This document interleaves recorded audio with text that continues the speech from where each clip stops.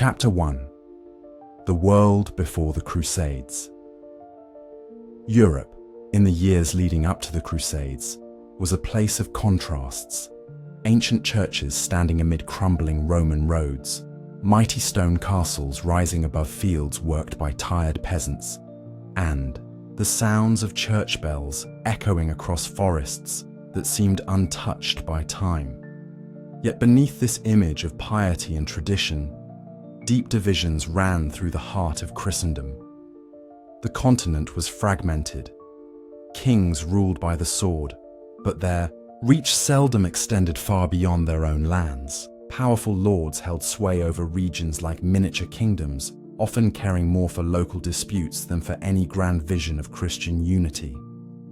The feudal order kept societies bound in loyalty and obligation, yet it also bred rivalry and unrest. The spiritual center of Europe, the Church stood as both a beacon of hope and a source of discord.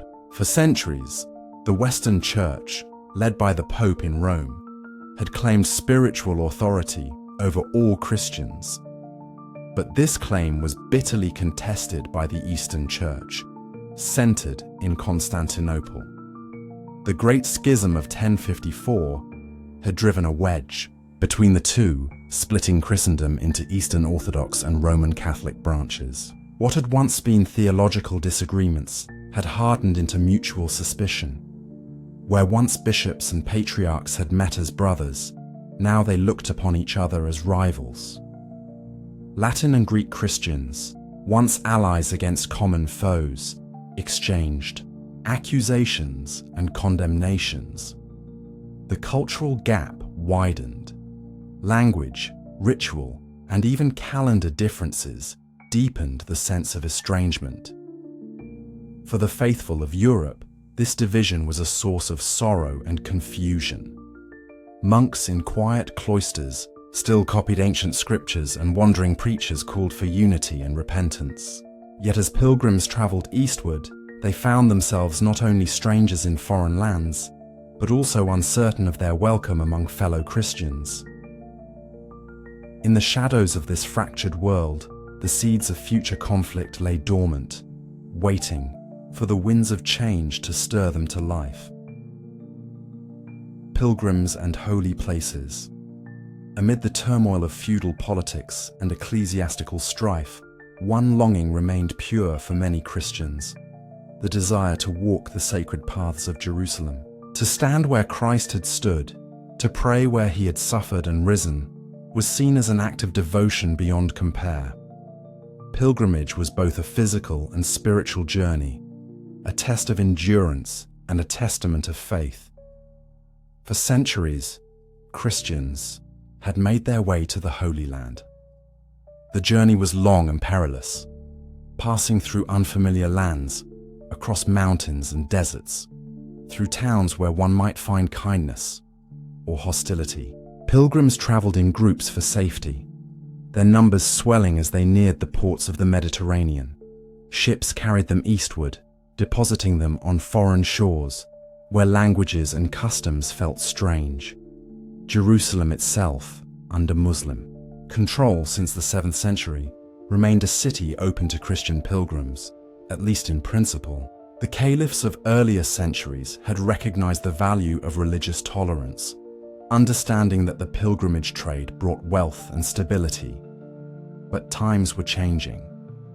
As the political landscape of the Muslim world shifted, the guarantee of safe passage began to erode. Reports reached Europe of pilgrims harassed, robbed, or turned away.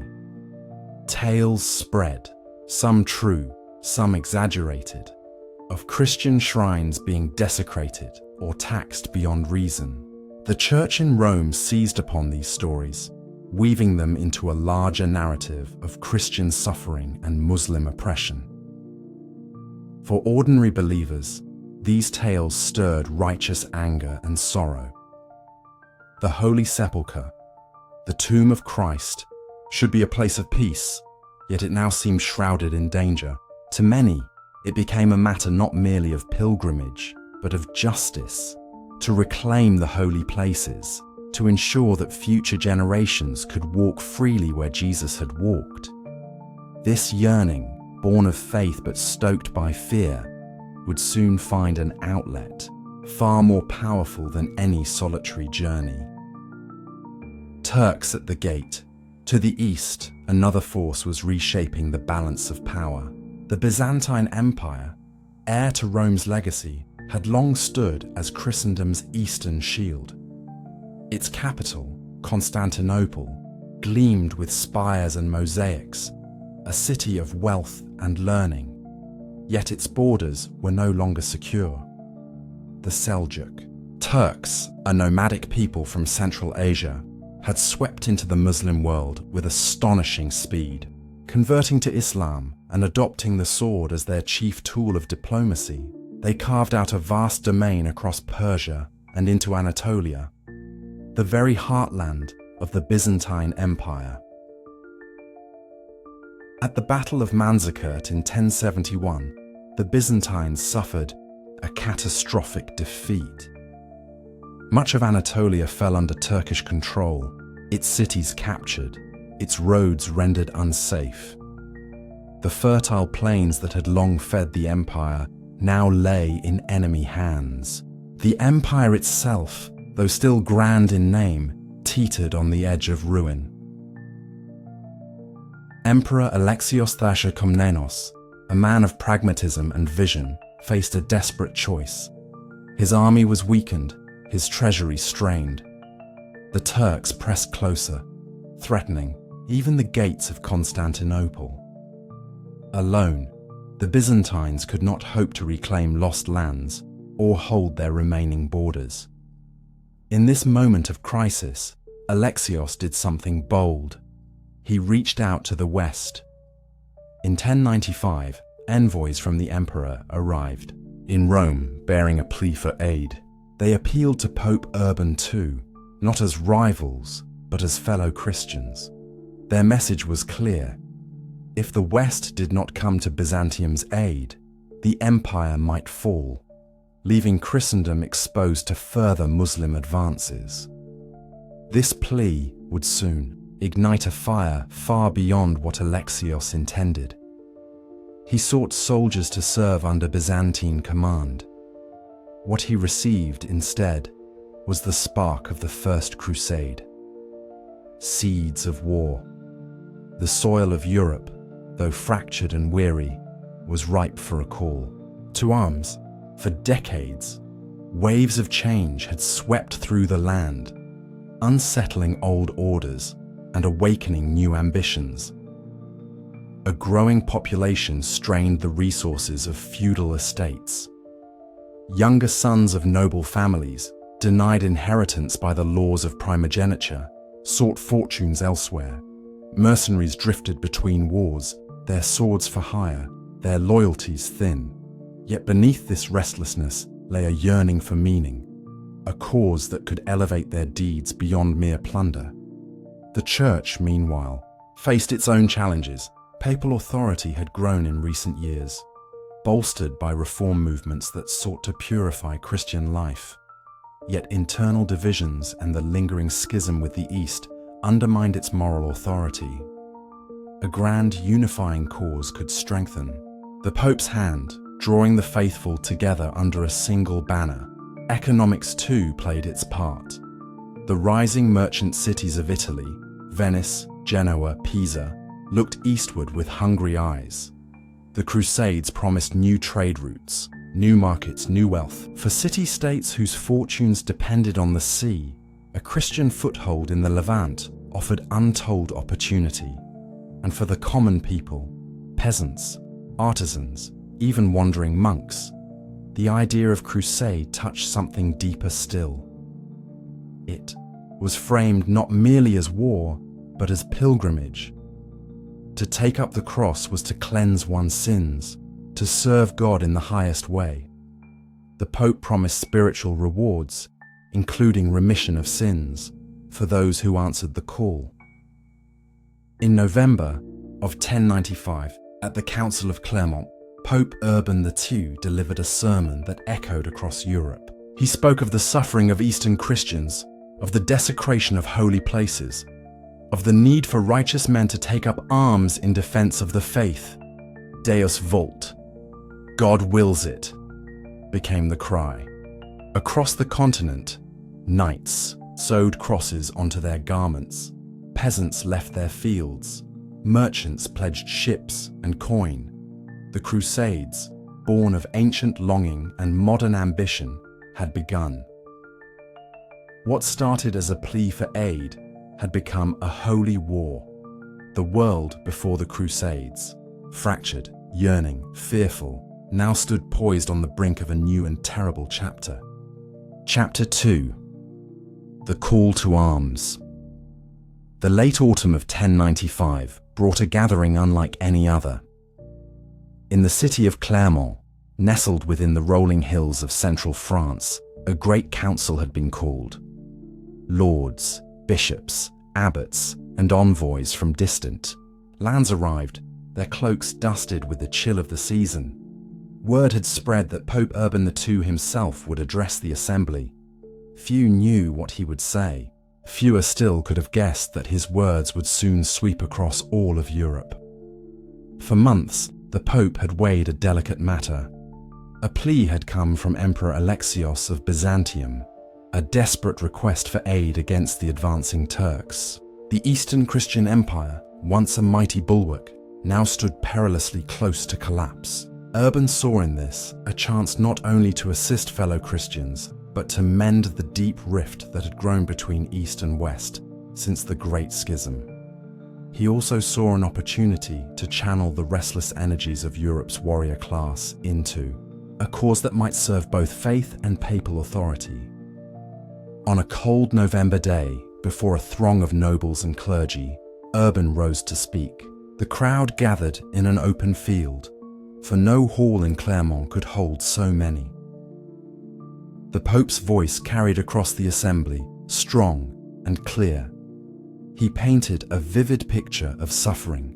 Christians in the East besieged and brutalized, the holy city of Jerusalem profaned, pilgrims robbed and slain. But beyond sorrow, Urban offered a vision of redemption. To take up arms for the Holy Land would be no mere act of war. It would be a pilgrimage, a path to absolution. The sins of those who answered the call would be forgiven. Their service would please God Himself. Urban's words were crafted with care. He spoke not only to the lords and knights, but to all Christians. This was a cause greater than kings, greater than earthly ambition. It was a sacred duty. As the Pope concluded, the crowd stirred with an energy that no one had foreseen. The spark had been struck. Soon it would become a raging fire. Deus vult. From the moment Pope Urban's speech ended, a cry rose from the assembled crowd. Deus vult! God wills it! The words spread like wildfire. They echoed through the council, across the streets of Clermont, and soon throughout the land. What had begun as a summons to the lords of Christendom became a call that reached every corner of society. The Pope's message was carried by preachers, wandering friars, and returning delegates. In marketplaces and churchyards, on the steps of cathedrals, and within the walls of humble chapels, the cry resounded. For kings and great nobles, the crusade offered both a spiritual reward and a political opportunity. Many saw in it a chance to gain prestige, new lands and wealth. For knights, it promised a purpose beyond the petty conflicts of feudal life, a chance to fight for God rather than for gold. Yet it was among the common folk that the call found its deepest resonance. The poor, the landless, the devout. Many saw in the crusade a way to escape hardship, to seek a better life, or simply to serve a cause greater than themselves. Some were driven by pure faith, others by desperation. The symbol of the crusade, the cross, was soon seen everywhere. Knights stitched it onto their surcoats. Pilgrims marked it on their garments. Those who could not fight pledged support in other ways, by offering coin, food, or shelter to those who would march. As winter turned to spring, preparations began in earnest. Armies were raised, ships were readied, pilgrimage routes were mapped. No one knew what awaited them in the distant Holy Land, but across Europe, a wave of hope, zeal, and determination was building. The Crusade was no longer an idea, it was a movement, vast and unstoppable. The People's Crusade. Before the great lords could even organize their forces, another wave had already begun. In towns and villages, among the poorest of Europe, the Pope's message stirred hearts to action. Many could not wait for noble banners to be raised. They believed that faith alone would carry them to Jerusalem. One figure became the unlikely leader of this first movement, a humble monk known as Peter the Hermit. Barefoot, with a simple cloak and a voice that stirred deep emotion, Peter traveled from town to town, preaching the cause of the cross. His words touched the longing of the poor. Soon, thousands gathered under his banner, peasants, artisans, women, and children alike. This was the People's Crusade. Lacking the arms, discipline, and resources of the nobility, they marched with little more than faith and fervor. Their journey was fraught from the beginning. Supplies ran short, routes were unclear. Along the way, violence and disorder followed. Some among them turned their wrath upon local Jewish communities, committing acts of cruelty that would stain the Crusades' memory.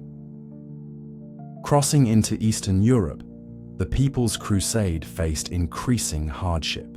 Many starved or fell ill, others deserted. Yet Peter and a core of followers pressed on, reaching Constantinople in the summer of 1096. Emperor Alexios, though wary, allowed them to cross into Anatolia, eager to send this undisciplined host away from his city. There, disaster awaited.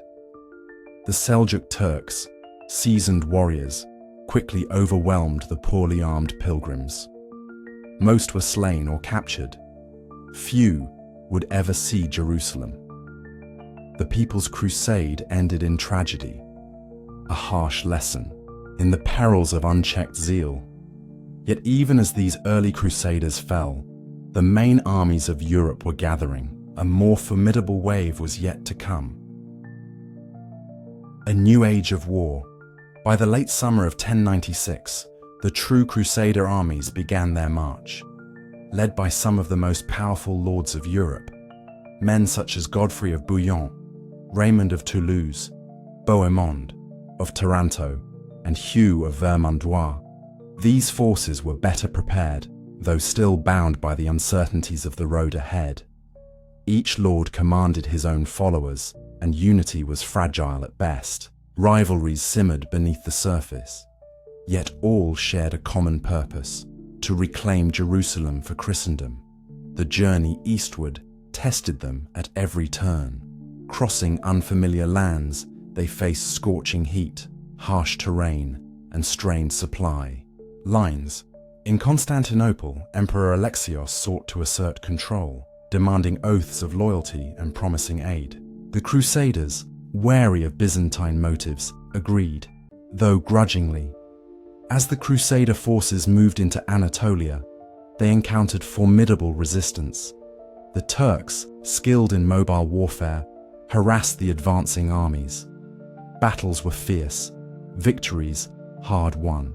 Yet the Crusaders pressed on, driven by faith and the vision of the Holy City. Beyond the battlefield, the Crusades ushered in a new era of contact between East and West. Along the routes of the Crusade, cultures met, sometimes in violence, sometimes in exchange. Ideas, technologies, and goods began to flow between Europe and the wider world in ways not seen for centuries. Yet, at its heart, the Crusade remained a holy war, It fused spiritual zeal with earthly ambition. It drew nobles and commoners alike into a cause that would reshape both the lands they left behind and the lands they sought to conquer. As the first great Crusader armies approached the walls of Antioch, and, in time, Jerusalem itself, a new chapter in history was being written, one of faith and fire, hope and sorrow. The world would never be the same again. Softly, as one age faded and another began, the drums of destiny beat on. Chapter 3. The First Crusade begins. The winds of change swept across Europe as the year 1096 unfolded. From castles perched atop rugged hills to bustling market towns along riverbanks, the call to crusade stirred hearts and minds. It was no longer an idea, but an unstoppable tide, and at its crest stood the princes of Christendom, the great lords and knights who would soon carve their names into history. In the lands of the Franks, Godfrey of Bouillon prepared his household. Known for his piety and valor, he was among the first to commit to the cause. Selling lands to raise funds, Godfrey gathered an army of seasoned warriors and faithful pilgrims. To many, he embodied the ideal of the Christian knight, humble yet resolute. Southward, in the lands of Occitania, Raymond IV, Count of Toulouse, answered the call with equal fervor. A veteran of many campaigns, Raymond was driven not only by faith but also by age. His journey to the Holy Land would be the crowning act of his life. He traveled with his wife and a massive following, including clerics who chronicled each step. From the Norman lands of southern Italy came Bohemond of Taranto, bold, ambitious, and cunning. The son of Robert Guiscard, Bohemond had long harbored dreams of carving out an empire in the east. The crusade offered him the perfect chance. Alongside him marched his nephew, Tancred, whose exploits would soon become legend. Others, too, gathered armies. Hugh of Vermandois, brother to the King of France, Robert of Flanders, Stephen of Blois. Though they pledged loyalty to the cause, each prince carried personal ambitions. The coalition they formed was powerful, yet fragile, a fellowship bound by faith, but tested by pride. As summer turned to autumn, the great hosts began to move. Their banners fluttered beneath pale skies.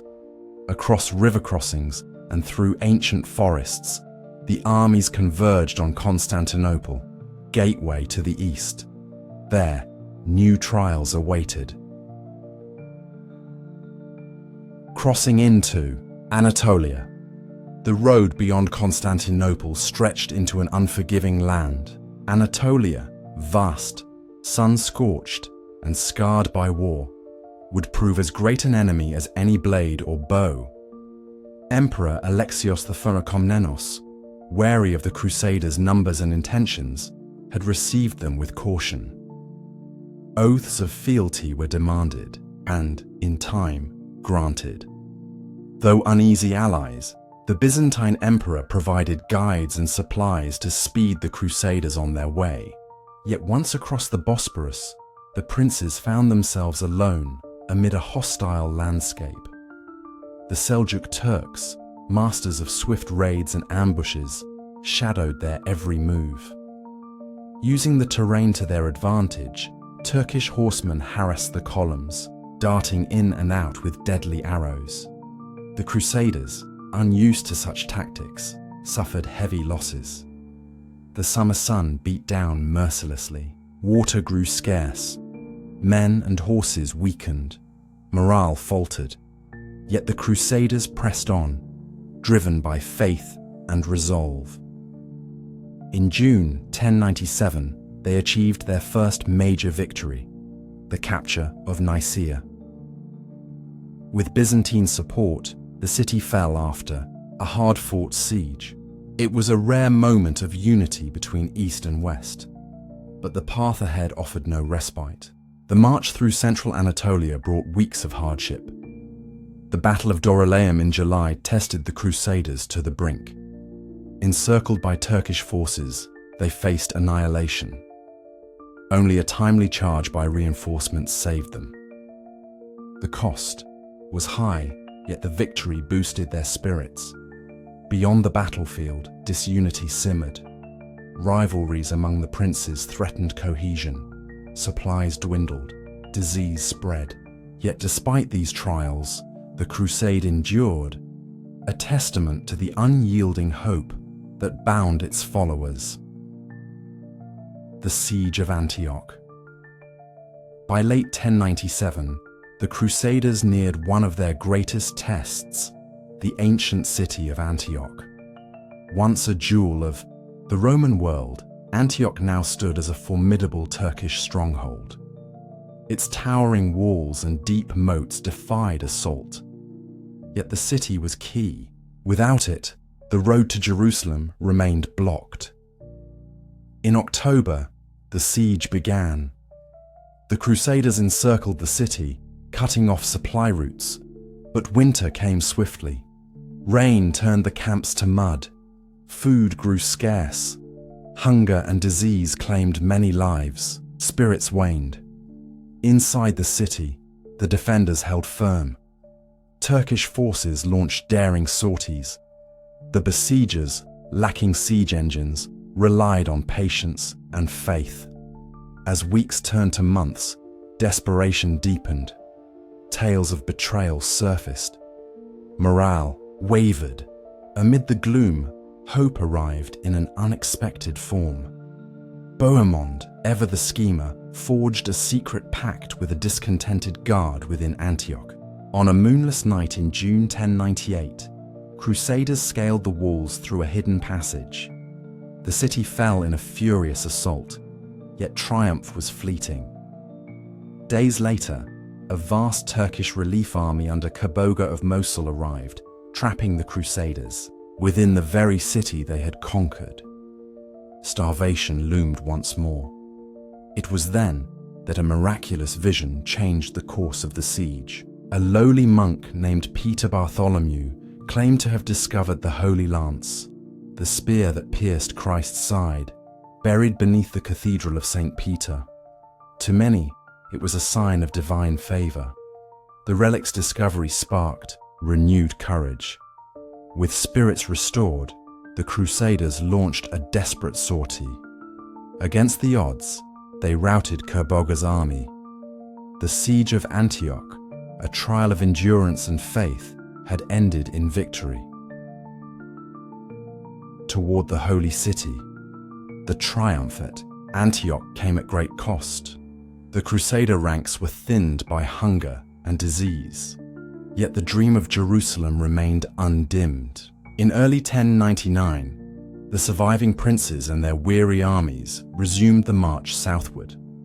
The journey through Syria and into Palestine brought new challenges.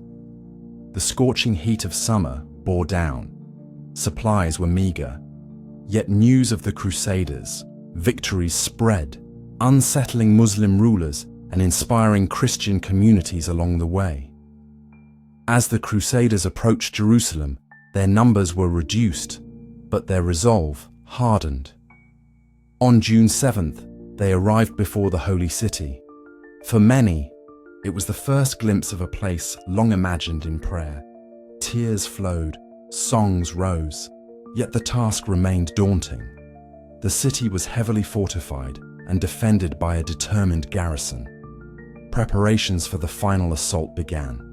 Siege towers were constructed. Prayers were offered. Fasting and penance united the weary host. On July 15th, 1099, the Crusaders launched their attack. Amid fierce combat, they breached the walls. Jerusalem fell. The joy of victory was soon marred by brutal acts. In the heat of conquest, many defenders and inhabitants were slain. Yet for the Crusaders, the moment was sacred. They wept at the Holy Sepulchre, giving thanks for a journey completed. The First Crusade had achieved its goal. A new chapter of history opened, one written in both glory and sorrow. Softly, beneath the worn banners of the cross, the world stood changed. And, in the quiet of Jerusalem's ancient streets, the echoes of that first great crusade lingered still. Chapter 4. Jerusalem Falls. In the sweltering summer of 1099, a weary procession of men and horses crested the hills that looked down upon the city of Jerusalem. The sight that greeted them was both magnificent and daunting. Ancient stone, walls, gilded domes glinting beneath the relentless sun. A city sacred to three great faiths. The journey had been long and brutal. From the fields of France and the forests of Germany, through the searing plains of Anatolia and the harsh deserts of Syria, they had come. But though thousands had begun this pilgrimage, only a fraction now remained to see its end. They were emaciated, battle-scarred, and sick with exhaustion. Their armor hung loosely on their frames, their horses stumbled beneath them. Supplies were nearly gone, little food, less water. Disease had claimed many, desertions even more. And yet, as the walls of Jerusalem came into view, a fierce resolve gripped them once again. This was no longer just a campaign of conquest. To the Crusaders, this was a divine mission. The holy city had to be reclaimed, no matter the cost. Led by the hardened nobles who had survived the long march. Godfrey of Bouillon, Raymond of Toulouse, Tancred of Hauteville, the Crusader host took up position outside Jerusalem. They knew that time was not on their side. The longer they lingered, the more their numbers would dwindle. Word had spread that the Fatimid garrison inside was well prepared and reinforced. They could not afford a long siege. What remained was sheer willpower. The days that followed were ones of feverish activity. Timber was scarce, forcing men to strip nearby hills and abandoned villages to construct siege engines. Water had to be fetched from distant springs, each trip a perilous venture under enemy arrows. Yet there was no turning back. Every man who had survived thus far had one vision before his weary eyes, to see the cross raised above Jerusalem. The siege begins. As July deepened, the siege truly began. Against the towering stone defenses, the Crusaders raised wooden towers and built battering rams. Catapults, hastily constructed and creaking with strain, hurled stones against the ancient walls. Yet Jerusalem stood defiant, its garrison determined, and its people unwilling to yield. Nights fell hot and restless. In the makeshift Crusader camps, knights and soldiers knelt beside flickering fires, their voices rising in weary prayer. Many had not eaten in days. The stench of sweat, blood, and death clung to their battered ranks. Yet their fervor remained undiminished. The priests spoke of destiny, of sins to be washed away by this final trial. The city, they promised, would be theirs if they endured. Inside the walls, the defenders prepared. They fortified the gates, repaired breaches, and rained arrows and stones upon their besiegers. Jerusalem had seen many conquerors in its long history. Its people hoped to survive one more. The turning point came when Genoese sailors, part of the Crusader force, ingeniously dismantled their ships to supply timber for more siege towers. With renewed vigor, the Crusaders constructed massive towers, taller than the walls themselves. The assault was now inevitable. On the eve of the final attack, the entire Crusader host was called to a solemn procession. Barefoot and singing hymns, they circled the city beneath the oppressive sun. It was both an act of faith and a declaration of intent. The defenders, watching from the battlements, knew the endgame had begun. At dawn on July 15th, 1099, The siege towers began to roll forward. Arrows darkened the skies. The ground shook beneath the thunder of battering rams. With cries of Deus vult, God wills it, the Crusaders launched their assault. A day of blood. The final battle for Jerusalem was a grim and furious struggle. Under the cover of a relentless barrage, Crusader knights scaled the siege towers, leaping onto the ramparts. Close combat erupted along the walls, sword against scimitar, shield against shield. The air was thick with smoke and screams. After hours of brutal fighting, Godfrey's men breached a section of the northern wall. One by one, Crusaders poured through the gap. The defenders, outnumbered and overwhelmed, began to falter. Soon, the gates were thrown open. The city's defenses had crumbled. What followed was a storm of violence. Driven by religious fervor and months of hardship, the Crusaders descended upon Jerusalem with a fury that stunned even their own leaders. The narrow streets ran red with blood as soldiers cut down combatants and civilians alike. Mosques, synagogues, and homes were looted and set ablaze. Eyewitness accounts from both Crusader and Muslim chroniclers speak of a massacre of staggering proportions. Men, women, and children, none were spared. Those who sought sanctuary in holy places were slaughtered where they knelt. Blood reportedly reached the knees of mounted knights within some quarters of the city. The Dome of the Rock, one of Islam's holiest sites, became a scene of carnage. The cries of the dying echoed through its hallowed halls. In the Church of the Holy Sepulchre, Crusader knights knelt in tearful prayer, their armor still wet with the blood of the fallen.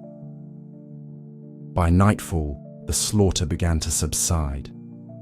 The exhausted victors roamed the ruined streets, many too numb to comprehend what they had wrought. The conquest of Jerusalem was complete, but at a terrible human cost. Even among the Crusaders, there were those who later spoke of the day with horror and shame. The city, sacred to so many, had been transformed into a vast charnel house. The Crusaders had won their prize, yet the moral toll of that victory would haunt the memory of the First Crusade forever. A kingdom forged. In the days that followed, the Crusader leaders turned to the matter of governance. They had not marched to Jerusalem to see it fall into chaos. A new Christian kingdom was to be established, the Kingdom of Jerusalem. Its creation would mark both a triumph and the start of an uneasy occupation. Godfrey of Bouillon was elected as its first ruler, yet in an act of humility, or perhaps political wisdom, he refused the title of king, declaring himself instead as the defender of the Holy Sepulchre. He would not wear a crown of gold in the city where Christ had worn a crown of thorns. The surviving Muslim and Jewish inhabitants faced grim choices. Many fled or were expelled. Others were enslaved. A small number were permitted to remain under strict conditions. The Crusaders, now lords of a land far from home, began the difficult task of building a functioning state amidst the rubble. The Kingdom of Jerusalem would prove fragile from its inception. Surrounded by hostile powers, reliant on a constant flow of reinforcements from Europe, it faced unending threats. Yet for now, the Crusaders had achieved what they had set out to do. They had seized Jerusalem, established a Christian realm in the Holy Land, and secured a foothold from which further campaigns would be launched. But even in their triumph, shadows lingered. The memory of the slaughter haunted the city's new rulers. The Holy City had been reclaimed, but at a cost that many would struggle to justify. The Kingdom of Jerusalem would stand as a testament to both the soaring faith and the grim excesses of the First Crusade.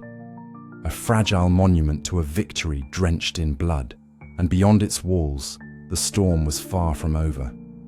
The Muslim world would not forget.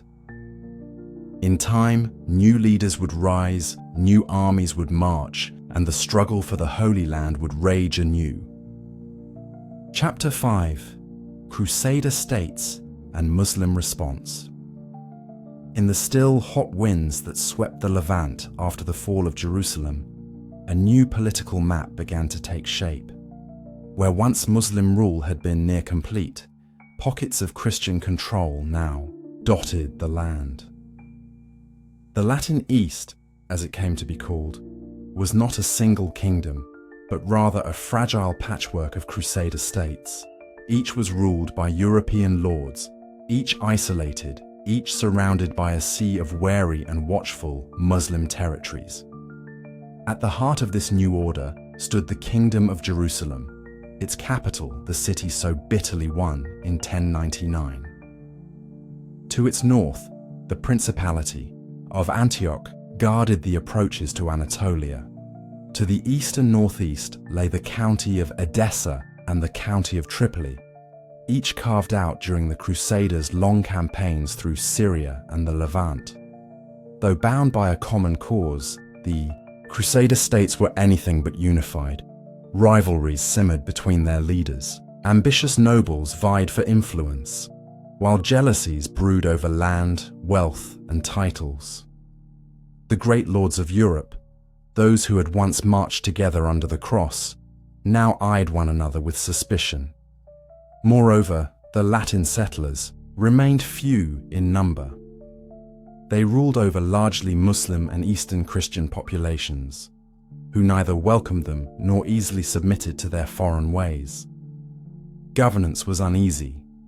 Latin laws and feudal customs were imposed atop older, complex social structures. In many towns and cities, Christian, Muslim, and Jewish communities lived in wary coexistence, their relations shifting with the tides of politics and war. Economically, the Crusader states depended heavily on the support of maritime republics, like Venice, Genoa, and Pisa. These Italian city-states, hungry for trade, provided ships and supplies in exchange for privileges and commercial footholds. Over time, the ports of the Latin East, Acre, Tyre, Tripoli, became bustling hubs of commerce, where goods from east and west flowed across the seas. Yet beneath this fragile surface, all was not well. The Crusader states were isolated outposts, precariously perched on foreign soil. The surrounding Muslim powers, though still divided, had not forgotten the loss of Jerusalem, nor would they tolerate this Christian presence forever. In the years that followed, this uneasy mosaic would face increasing pressure as the Muslim world began to awaken and turn its gaze once more upon the invaders in its midst.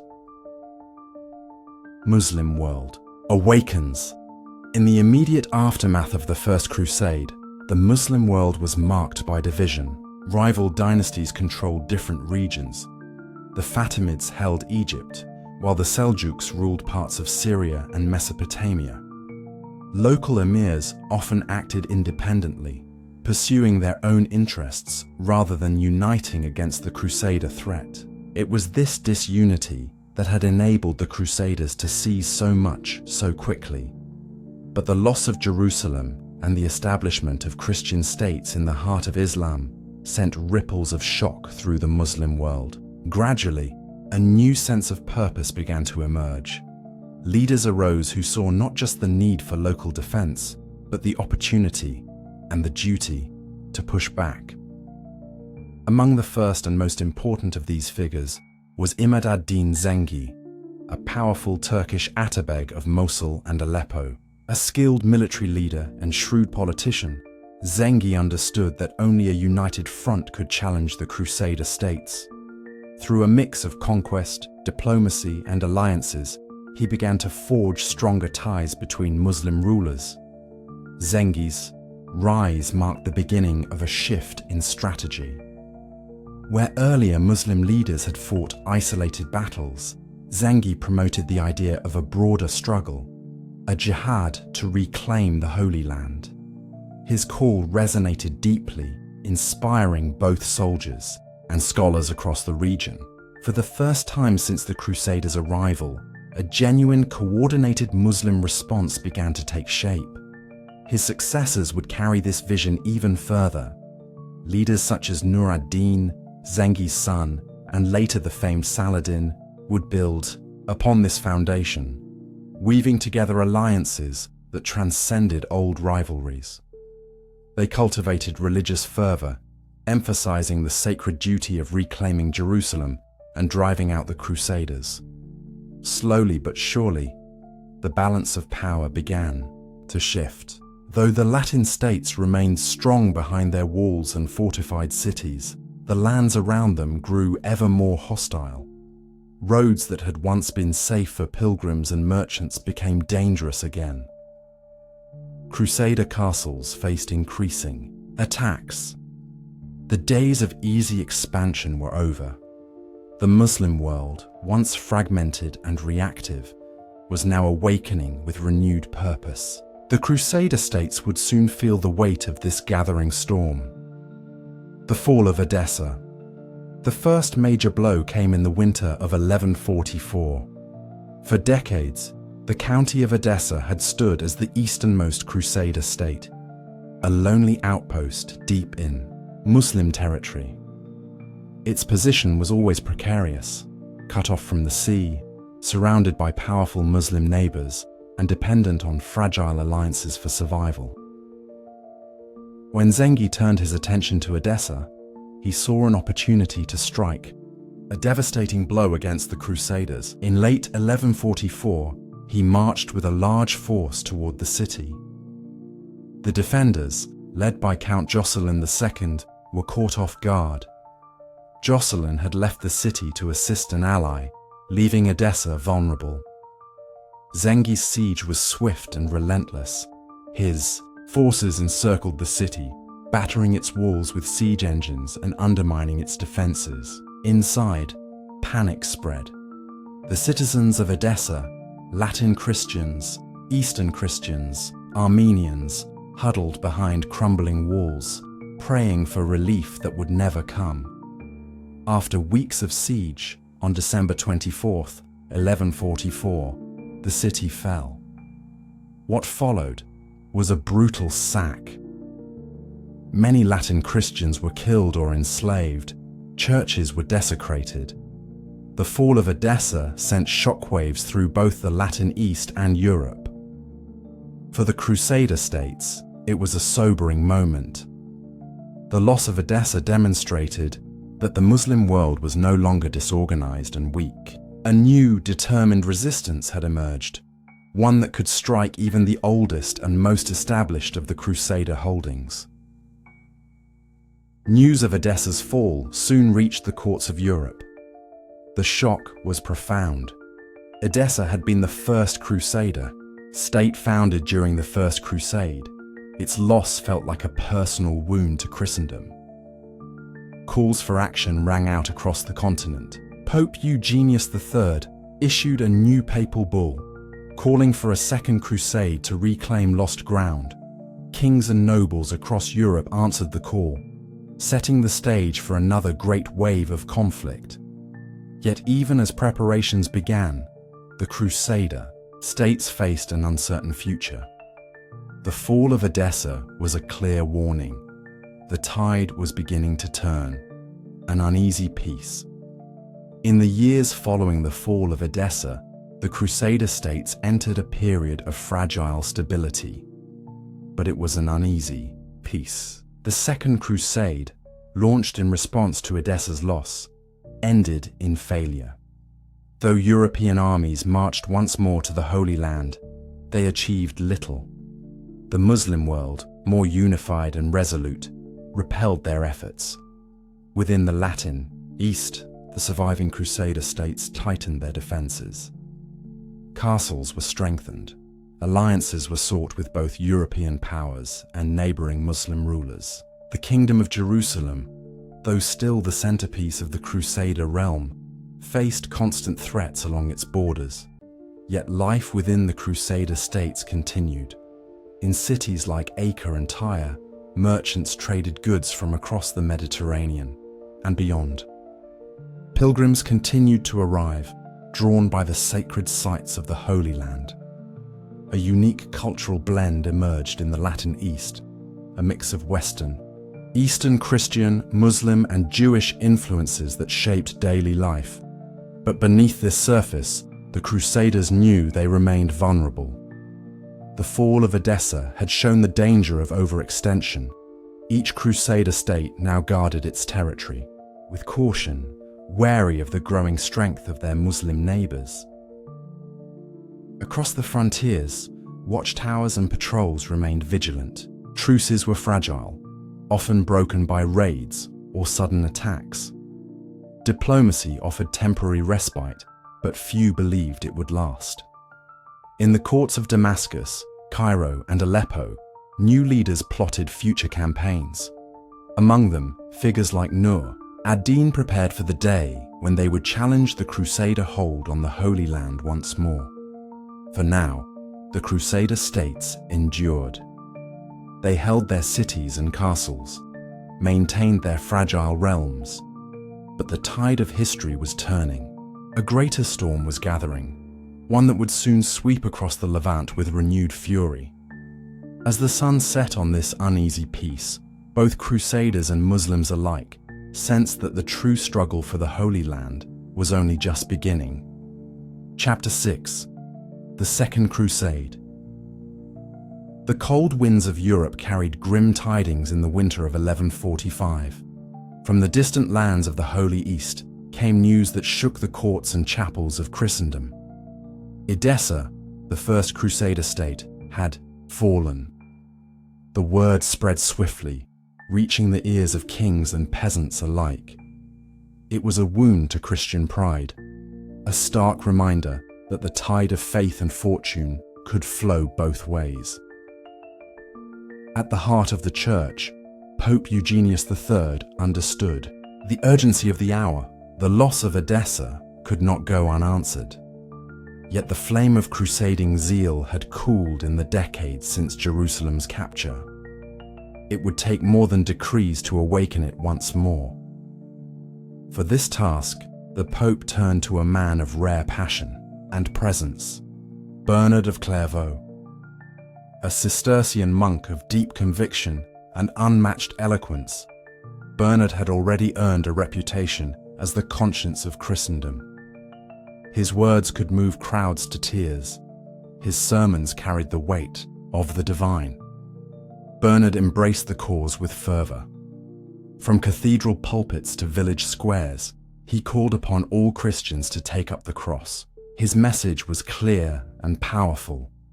The Holy Land was in peril, and it was the sacred duty of every true believer to defend it. He spoke of sins forgiven through service, of heavenly rewards for those who marched, and of eternal glory for those who fell. The response was overwhelming. Across Europe, knights and nobles pledged their swords. Merchants offered ships and supplies. Even kings were drawn to the call. King Louis VII of France, troubled by guilt from an earlier failed expedition, seized upon the crusade as a path to redemption. In the German lands, King Conrad III likewise vowed to lead his forces eastward. The Second Crusade had begun. It would be a campaign led not by wandering lords, but by crowned monarchs. An enterprise of unprecedented scale and ambition. The faithful rejoiced.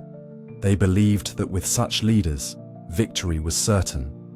Yet beneath the surface, shadows lingered. The challenges ahead would test not only armies and alliances, but the very ideals upon which the crusade had been renewed. March through Anatolia. The great hosts of Europe began their long and perilous journey in the spring of 1147. Two mighty columns, one German, one French, set their sights on the east, each determined to reach the Holy Land. King Conrad III's forces were the first to depart. Crossing Hungary and reaching Constantinople, they entered the harsh lands of Anatolia, a vast and unforgiving expanse. It was here that their trials began in earnest. The German army was large, but poorly prepared for the treacherous terrain and hostile foes that awaited them. Seljuk Turkish forces, masters of mobile warfare, harassed the Crusaders at every turn. Swift horse archers struck from a distance, disappearing before the slower knights could engage them.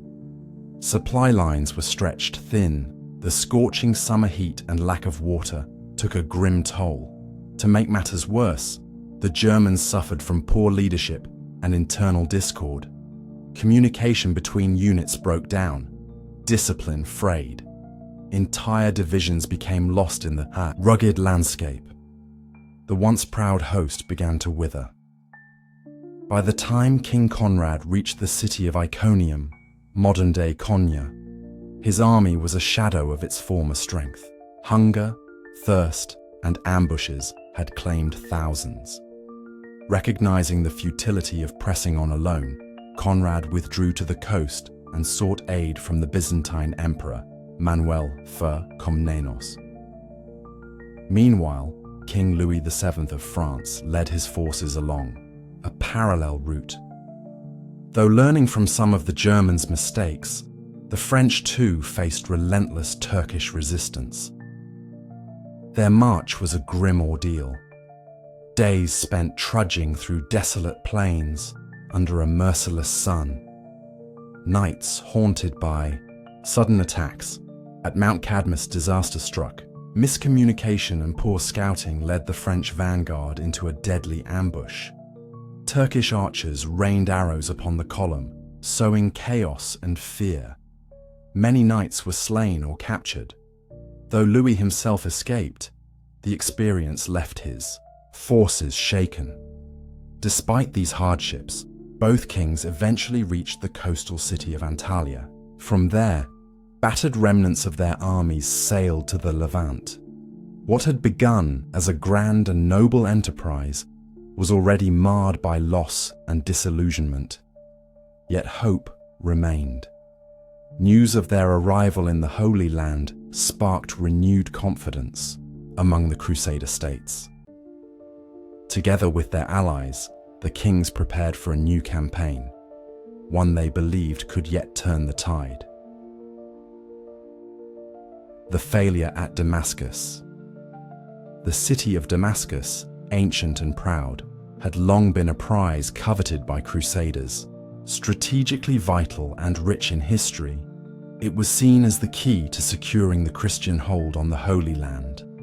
If Damascus could be taken, the Crusader states would gain a powerful foothold and a buffer against the rising strength of Muslim forces.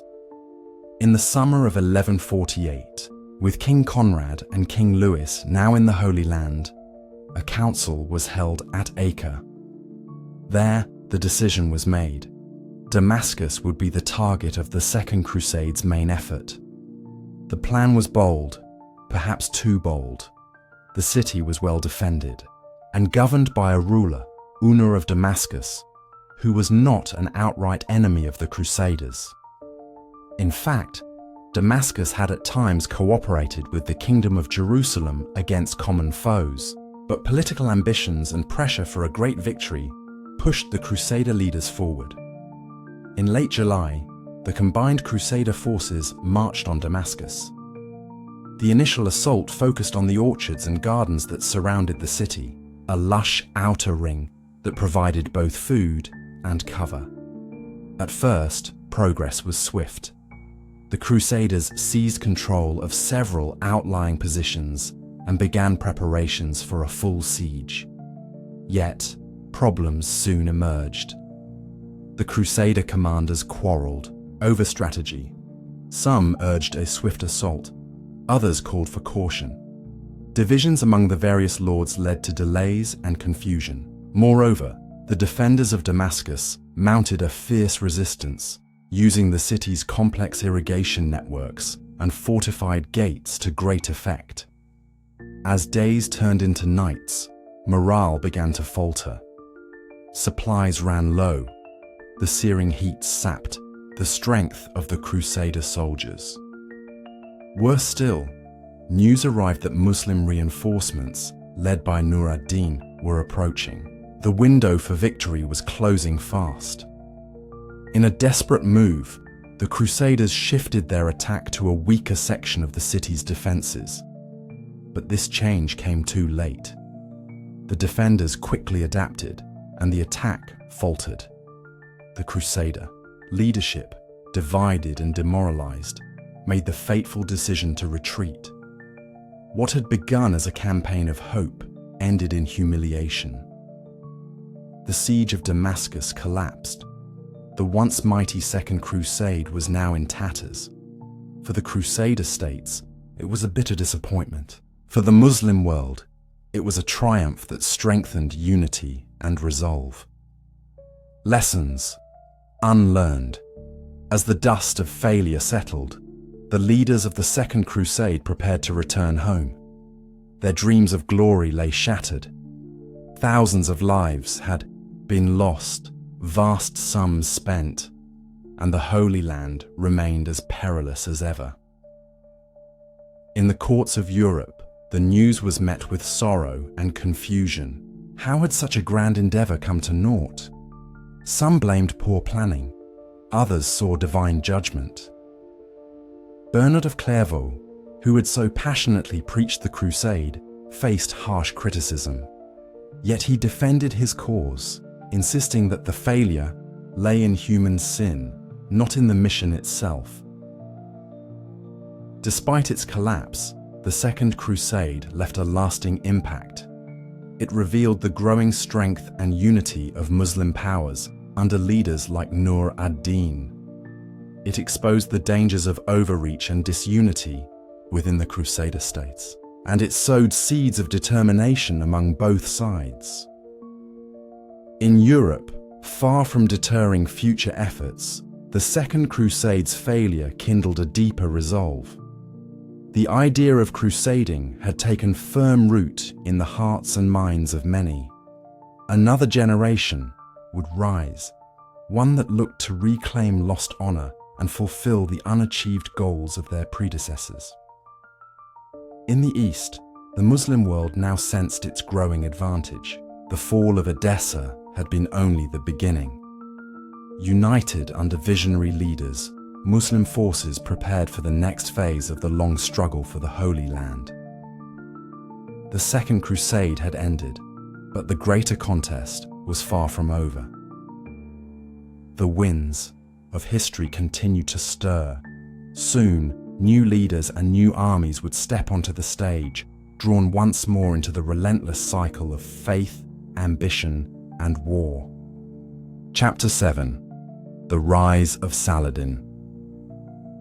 In the shadows of the mountains of northern Mesopotamia, beneath the ever-turning sky, a boy was born who would one day change the fate of the Holy Land. His name was Salah ad-Din Yusuf ibn Ayyub, known to the West simply as Saladin. He was born in 1137 or 1138 into a Kurdish family of modest standing. No grand lineage foretold his destiny, no prophecy marked his birth. Yet in this quiet beginning lay the seed of greatness.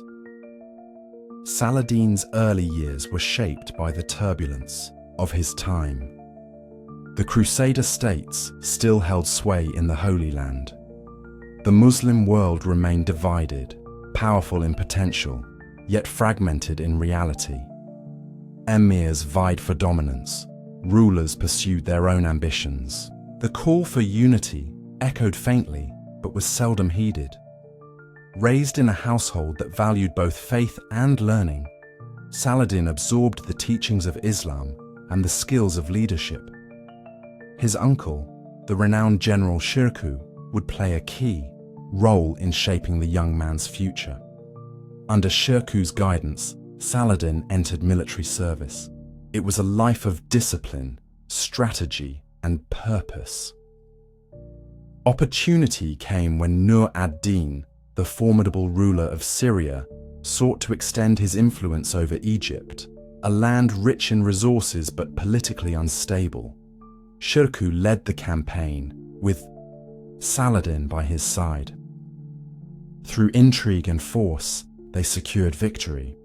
When Shirkuh died unexpectedly, Saladin, though young and relatively unknown, was appointed Vizier of Egypt.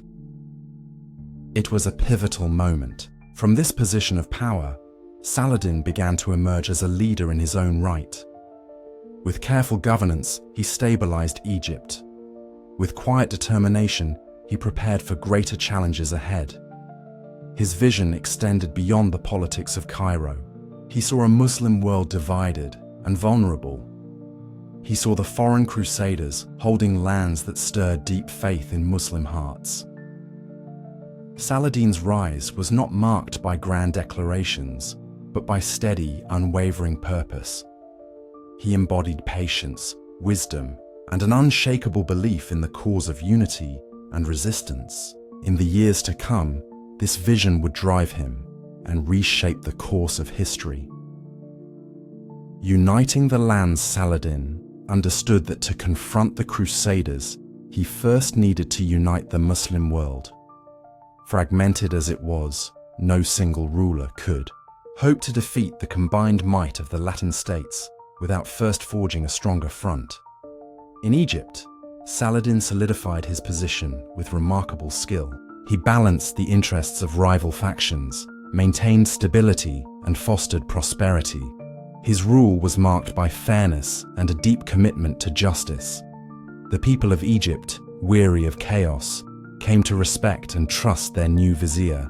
But Egypt was only the beginning.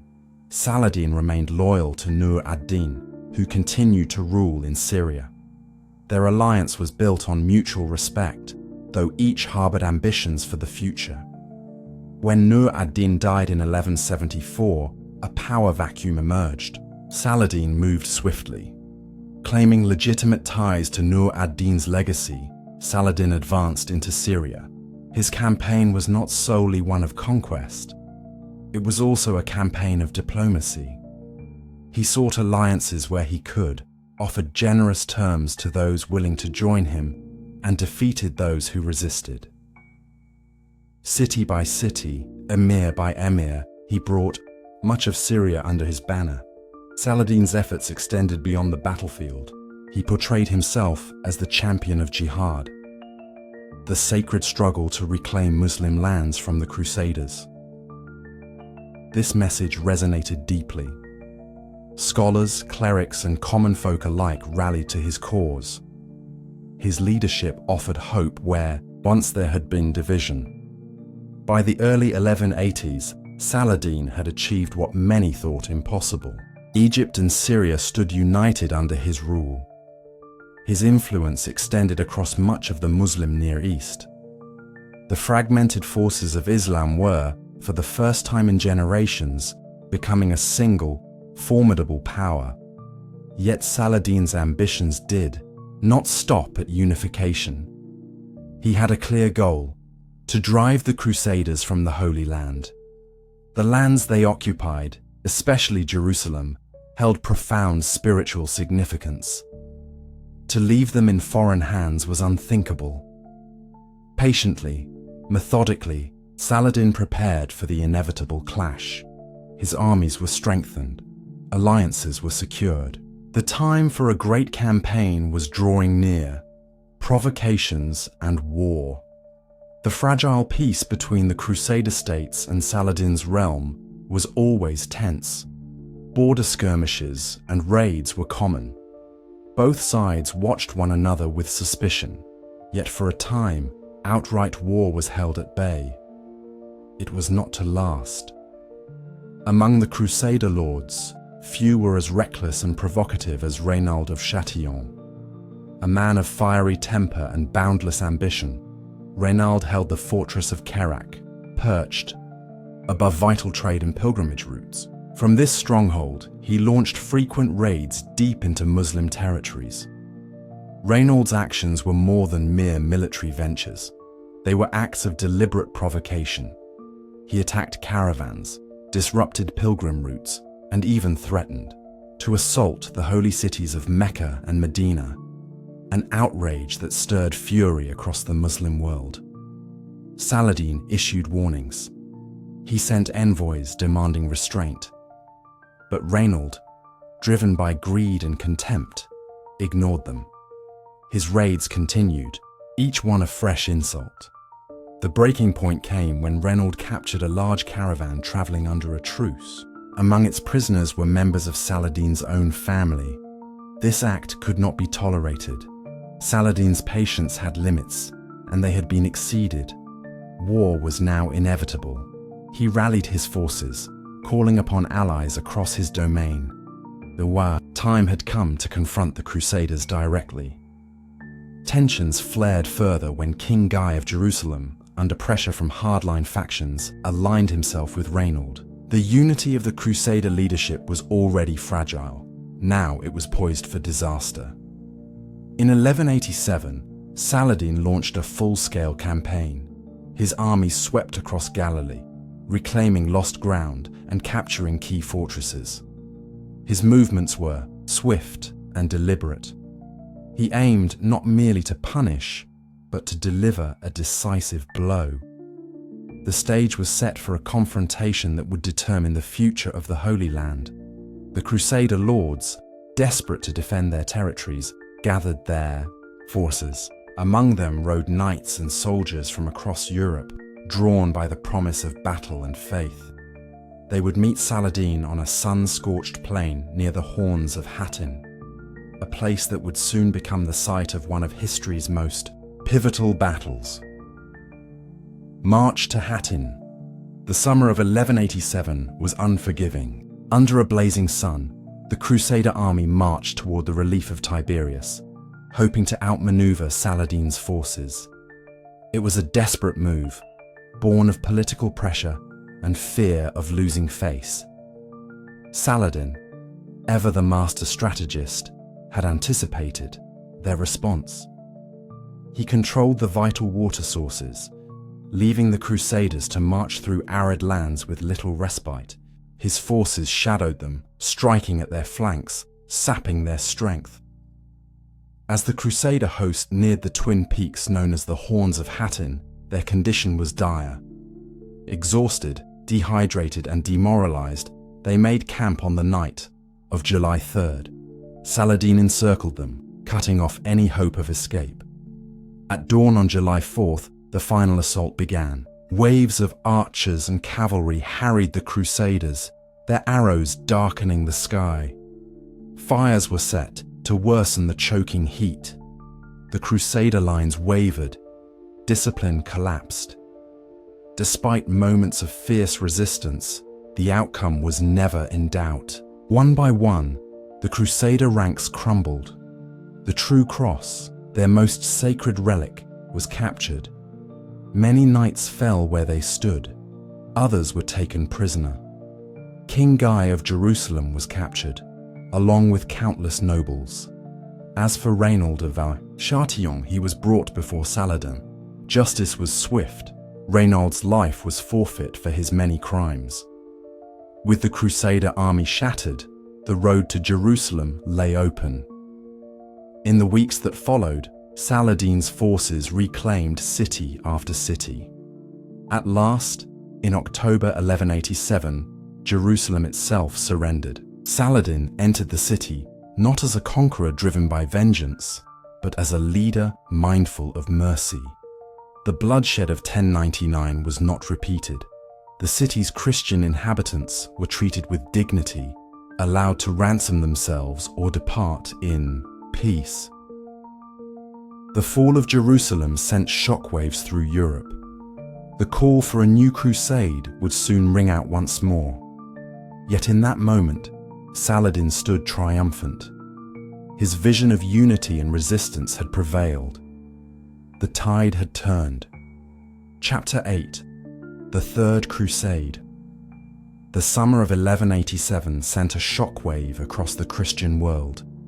News of the fall of Jerusalem traveled swiftly across the Mediterranean, through the streets of Rome, and into the great courts of Europe. The heart of Christendom had been lost. The holy city, reclaimed with such sacrifice nearly a century before, now lay in Muslim hands once again. For many, this was unthinkable. The response was swift and resounding.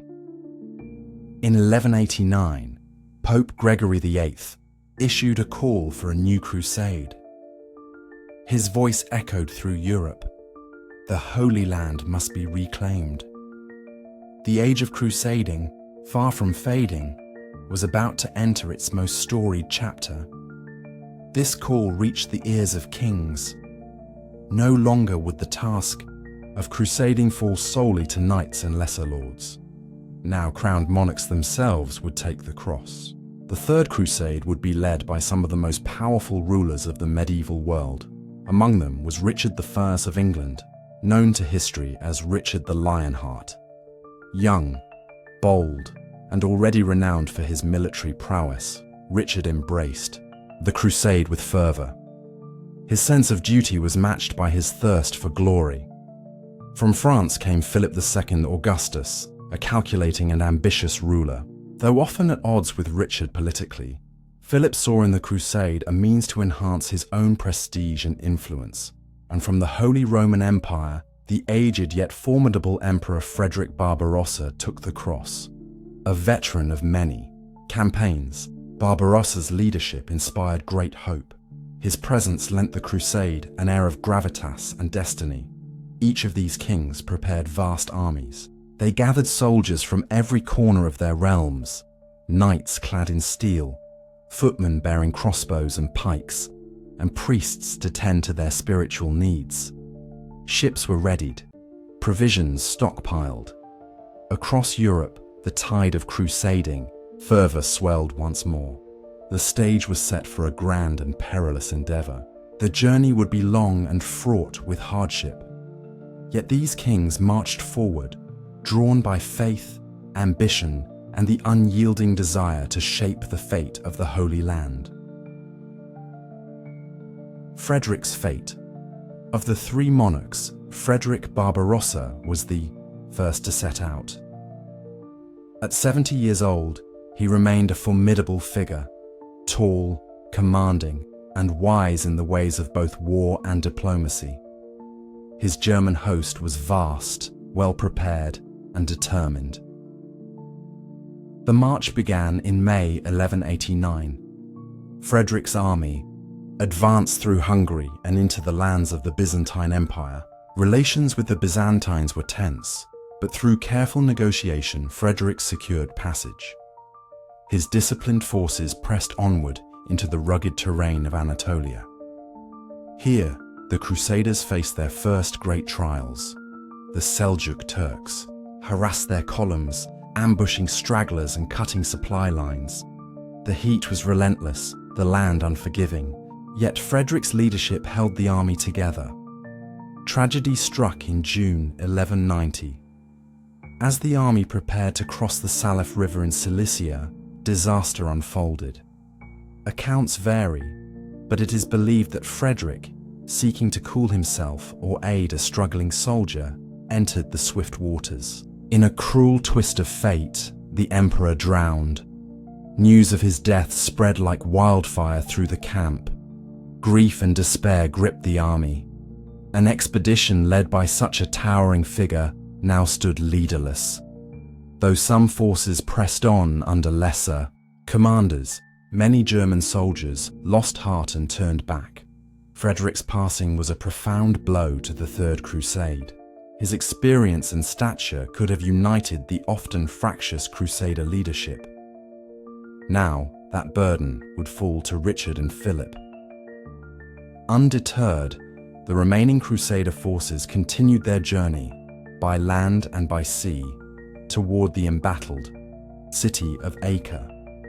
The fate of the Holy Land now rested in their hands. Siege of Acre.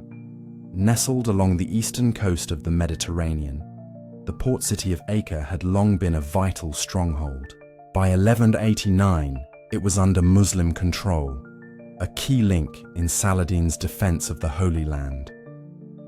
For the Crusaders, retaking Acre was a strategic imperative. Its capture would provide a crucial foothold for future campaigns.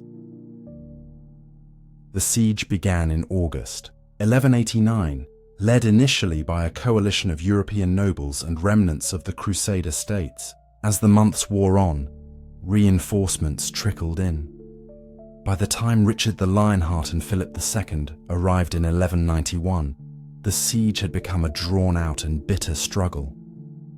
Conditions were dire. Disease spread rapidly through the Crusader camp.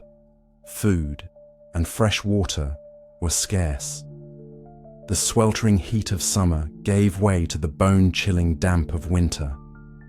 Yet the Crusaders endured, driven by the cause and by the sheer determination to break Acre's defences.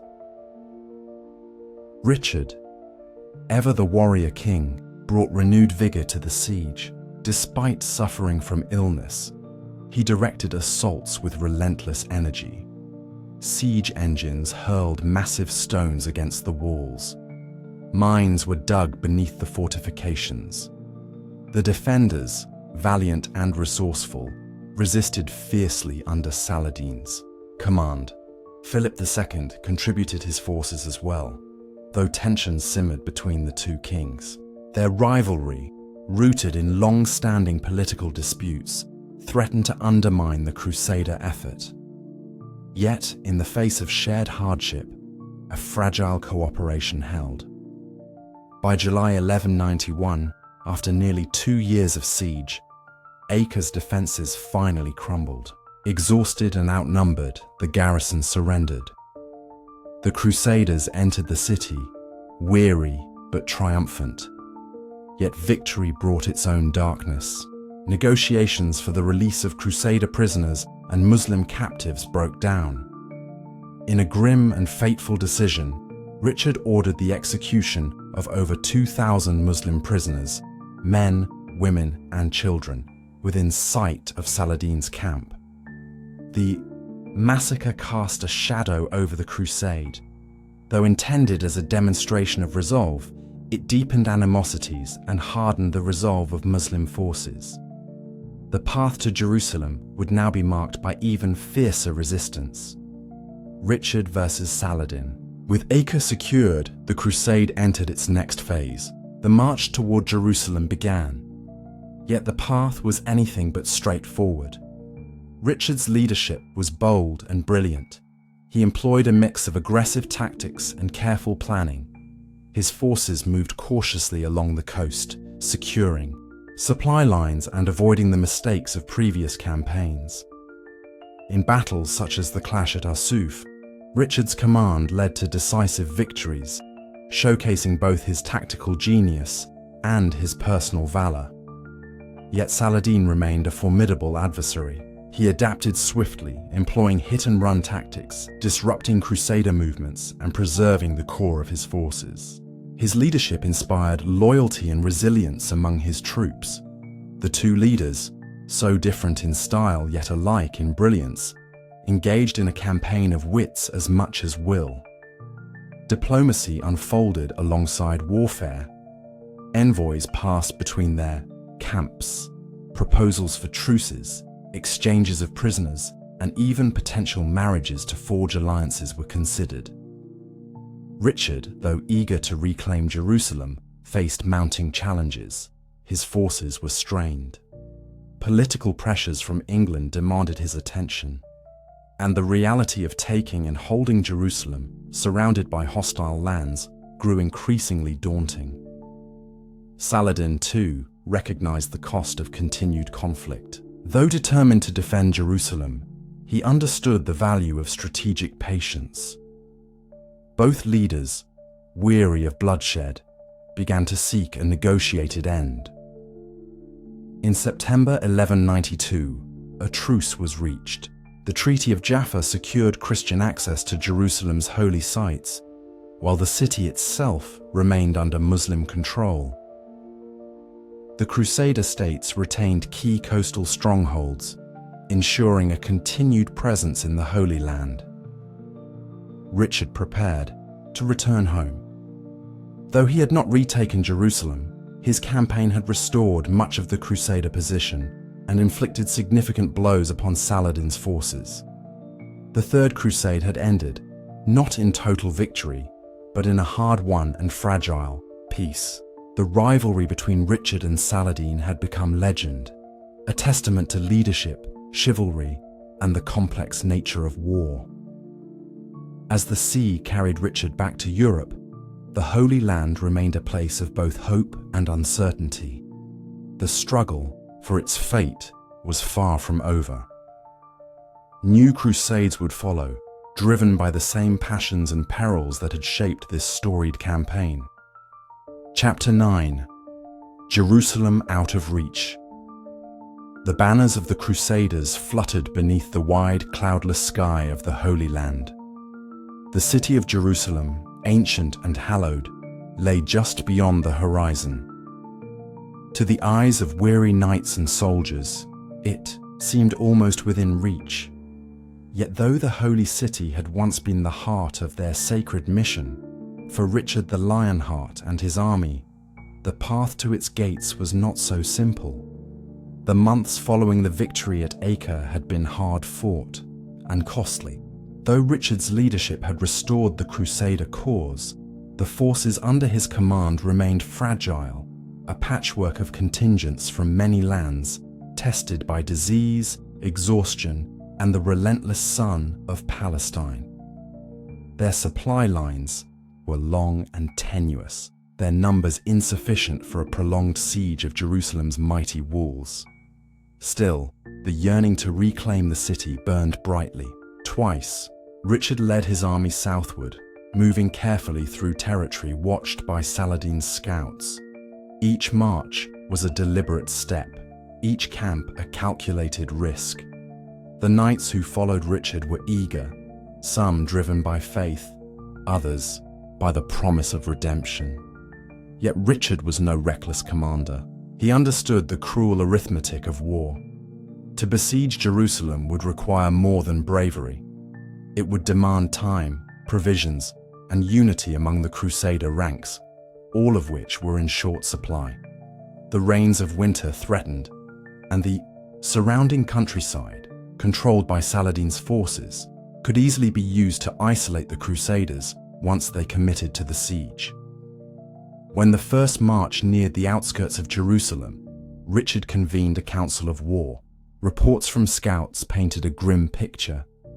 Saladin's forces were regrouping, and the Crusader army risked being trapped in the hills. With heavy heart, Richard ordered a withdrawal.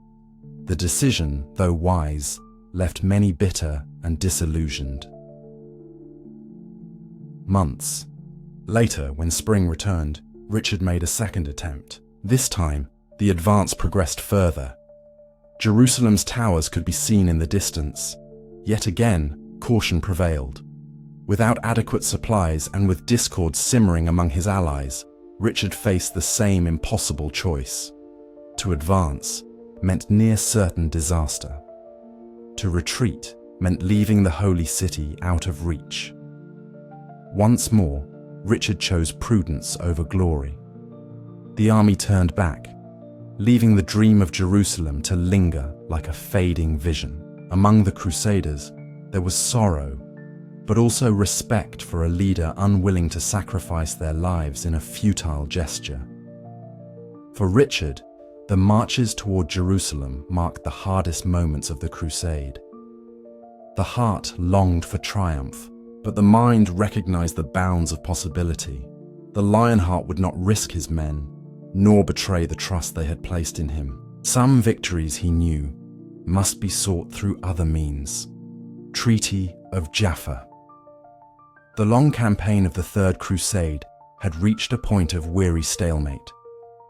Battles had been won, cities reclaimed, but Jerusalem, the ultimate prize, remained in Saladin's hands. Both sides had bled and endured. Both leaders now understood that endless war would yield only greater suffering. It was in this spirit that Richard and Saladin began to seek a more lasting resolution. Diplomacy, long conducted through envoys and cautious messages, now moved to the forefront. The Sultan of Egypt and Syria and the King of England, two men of profound resolve, approached the prospect of peace with wary respect. The Treaty of Jaffa, negotiated in the autumn of 1192, was born from pragmatism. It acknowledged the reality that neither side could achieve all its aims through force alone. Under its terms, the Crusaders would retain control of a narrow strip of coastline from Jaffa to Tyre, ensuring a Christian presence in the region. Most importantly, the treaty guaranteed safe access for Christian pilgrims to visit the sacred sites of Jerusalem. To many Crusaders, this outcome fell short of their grand hopes. Yet within the context of the long and bitter struggle, it was a remarkable achievement. For the first time since Jerusalem's fall in 1187, Christian pilgrims could once again walk the city's ancient streets, kneel at the Church of the Holy Sepulchre, and trace the path of Christ's passion. Saladin, for his part, secured the heart of his domain and demonstrated magnanimity in victory. He understood that stability was now paramount, both for his people and for the broader Muslim world. Richard, though denied the final conquest of Jerusalem, preserved his forces and upheld the Crusader states along the coast. The Treaty of Jaffa did not end the larger conflict between East and West. The dreams of future crusades would persist, as would the tensions beneath the surface, but for a time, it brought a fragile peace to the war-torn land. In the closing days of his time in the Holy Land, Richard met with Saladin's brother, Al-Adil, as a gesture of goodwill. The exchanges between the two camps reflected a rare spirit of respect between adversaries. Though separated by faith and ambition, Richard and Saladin had come to admire each other's courage and character. As the treaty was sealed, the land breathed a sigh of relief. The armies prepared to return home. The clash of swords gave way to the quiet tread of pilgrims. For now, at least, the blood-soaked soil of the Holy Land would know a season of peace. A Lionheart's departure. The time had come for Richard the Lionheart to return to his realm. Far to the west, his kingdom awaited, troubled by political unrest and the ambitions of rivals. The call of duty at home grew ever louder. Richard's departure from the Holy Land was tinged with regret. He had fought bravely, led with brilliance, and forged a peace that allowed Christian pilgrims to return to Jerusalem. Yet the great dream of fully reclaiming the city remained unfulfilled. Still, his accomplishments were undeniable. The Crusader states, though diminished, stood stronger than they had in years. Key ports and fortresses had been secured. The balance of power in the region had shifted once more, and the enduring presence of the Crusaders was ensured. On October 9th, 1192, Richard sailed from Acre, bound for Europe. His departure marked the end of the Third Crusade's great drama. As his ship slipped beneath the horizon, the men he left behind faced an uncertain future. The peace secured by the Treaty of Jaffa was fragile, dependent upon the continued goodwill of leaders on both sides. Richard's journey home would not be easy. Shipwrecked and later captured by political enemies, he would endure hardship and captivity before finally returning to England. Yet his legend would grow in the telling.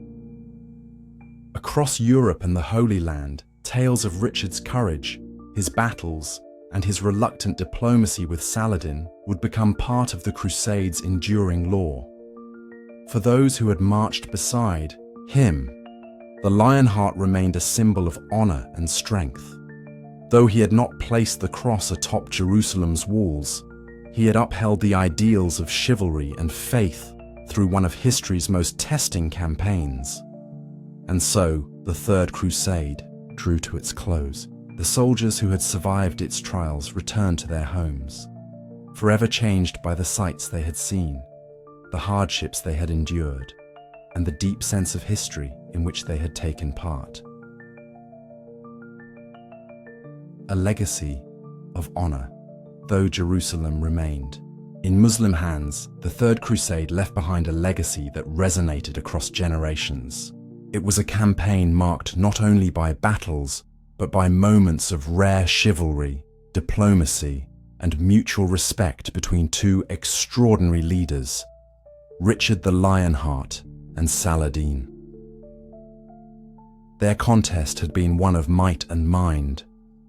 On the battlefield, they had tested each other's strength. In the halls of negotiation, they had measured each other's wisdom. Amid the brutal realities of medieval warfare, their conduct stood apart, tempered by a sense of honor that transcended the bitterness of their age.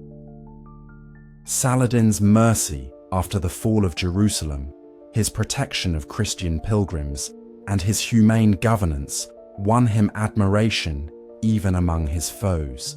Richard's courage in battle, his loyalty to his men, and his willingness to seek peace when wisdom demanded it secured his place among the era's greatest knights. Their example shaped the ideals of knighthood and leadership across Europe and the Muslim world alike. Chroniclers, poets, and storytellers preserved their deeds in song and scripture, weaving their rivalry into the fabric of medieval memory. Yet the legacy of the Third Crusade was not merely one of individuals. It demonstrated the limits of power and the value of diplomacy. The Treaty of Jaffa showed that sometimes peace could be won not through conquest, but through respect and negotiation. For the peoples of the Holy Land, the Crusade left a complex inheritance. The fragile peace offered moments of respite, yet the shadows of future conflict remained. Pilgrims would continue to walk the sacred paths of Jerusalem, their journeys made possible by the choices of leaders who had dared to temper war with wisdom. As the sun set upon this chapter of history, the land remained scarred but alive with faith and hope. The Third Crusade, though incomplete in its aims, had kindled a vision of what might be possible when strength was guided by honor. The story of Richard and Saladin would endure, a testament to courage, to humanity amidst war, and to the enduring quest for peace in a land forever touched by the sacred. Chapter 10. The Tragedy of the Fourth Crusade. The year was 1198. The echoes of the Third Crusade had not yet faded when a new voice rose to rally the faithful. Pope Innocent III, a man of boundless vision and unshakable resolve, ascended to the papal throne. Young but determined, he viewed it as his sacred duty to restore Christian dominion over Jerusalem and the Holy Land. Under Innocent's leadership, a new crusade was proclaimed. Letters were sent across Europe, urging kings, nobles, and knights to take up the cross. The call stirred hearts, though the fervor of earlier generations had dimmed. Many rulers were embroiled in their own conflicts, yet pockets of enthusiasm remained. Among the nobles who answered the call were seasoned warriors from France and Flanders, men eager to reclaim lost honor and fulfill vows of piety. Unlike previous crusades, this effort lacked a single towering monarch to lead it. Instead, leadership fell to a council of barons, with men like Boniface of Montferrat emerging as key figures. Plans were made to sail to the Holy Land by sea, a route intended to avoid the hardships of overland travel. To achieve this, the Crusaders turned to the maritime Republic of Venice, whose fleets ruled the waters of the Mediterranean. The Venetians, skilled traders and shrewd politicians, agreed to provide ships and supplies for a steep price. The deal was struck. In exchange for transport, the Crusaders would pay an enormous sum of 85,000 marks. But as the Crusader army gathered in Venice, a grim reality set in. Far fewer men had arrived than expected, and the treasury was woefully short.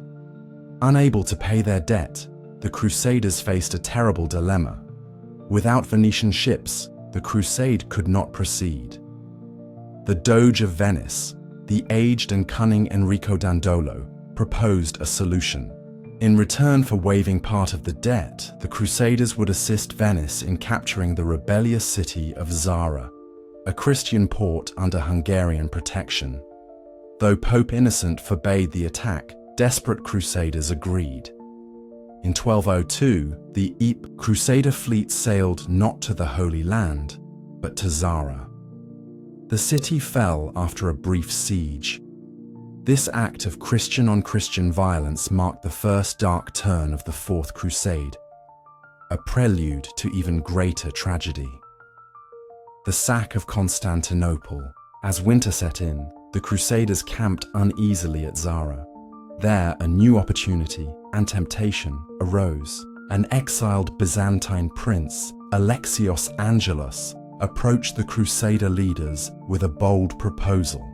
If they would help him reclaim the throne of Constantinople from the usurper Alexios III, he promised vast rewards, funds to pay the Venetians, soldiers for the crusade, and the submission of the Byzantine Church to Rome. For many Crusaders, the offer was irresistible.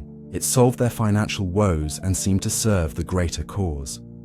Despite papal warnings, they agreed. In 1203, the fleet sailed east. In July, the Crusaders and Venetians arrived before the mighty walls of Constantinople, the greatest city in Christendom. Its towering fortifications, gilded domes, and bustling harbors spoke of untold wealth and ancient glory. The city's defenders fought valiantly, but the combined might of the Crusader army and Venetian navy proved overwhelming. After fierce fighting, Alexios III fled, and the young Alexios IV was crowned co-emperor alongside his blinded father, Isaac II. Yet victory brought chaos. The promised payments could not be met. Tensions simmered between the Crusaders and the citizens of Constantinople, who resented the foreign army in their midst. Riots erupted. In the winter of 1203-1204, the fragile alliance unraveled. In February 1204, Alexios IV was overthrown and murdered. A new emperor, Alexios IV Ducas, seized power and refused to honor the Crusaders' demands.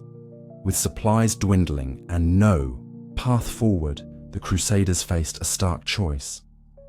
In April, driven by desperation, greed, and mounting rage, they resolved to take Constantinople by force. What followed was one of the most tragic chapters in medieval history. On April 12, 1204, the Crusaders breached the city's defenses. Over the next 3 days, they unleashed a storm of plunder, destruction, and violence. Churches were looted, holy relics were seized, palaces were ransacked. The treasures of centuries, icons, manuscripts, and works of art were carried off or destroyed. The city's citizens, Christian men, women, and children, suffered unspeakable horrors. Even hardened Crusaders were appalled. Chroniclers wrote of nights weeping amid the ruins. Yet the sack continued, driven by the lawless hunger of the moment. When the smoke cleared, Constantinople, the shining jewel of Christendom, lay broken. Its spirit, its wealth, and its innocence had been trampled beneath the boots of fellow Christians, a broken dream. In the aftermath of the sack, the Crusaders sought to impose order upon the ruins. The Latin Empire of Constantinople was proclaimed, with Baldwin of Flanders crowned emperor. Territories were divided among the Crusader lords and their Venetian allies. But beneath this fragile facade, the new empire was born of sin and folly. The moral stain of the Fourth Crusade would never fade. What had begun as a sacred mission to reclaim Jerusalem had ended in the desecration of the greatest Christian city in the East. Pope Innocent III, upon hearing of the sack, was aghast. Though he had once dreamed of healing the rift between East and West, he now lamented the Crusades' descent into tragedy. His condemnation, however, came too late. The Latin Empire faced constant resistance.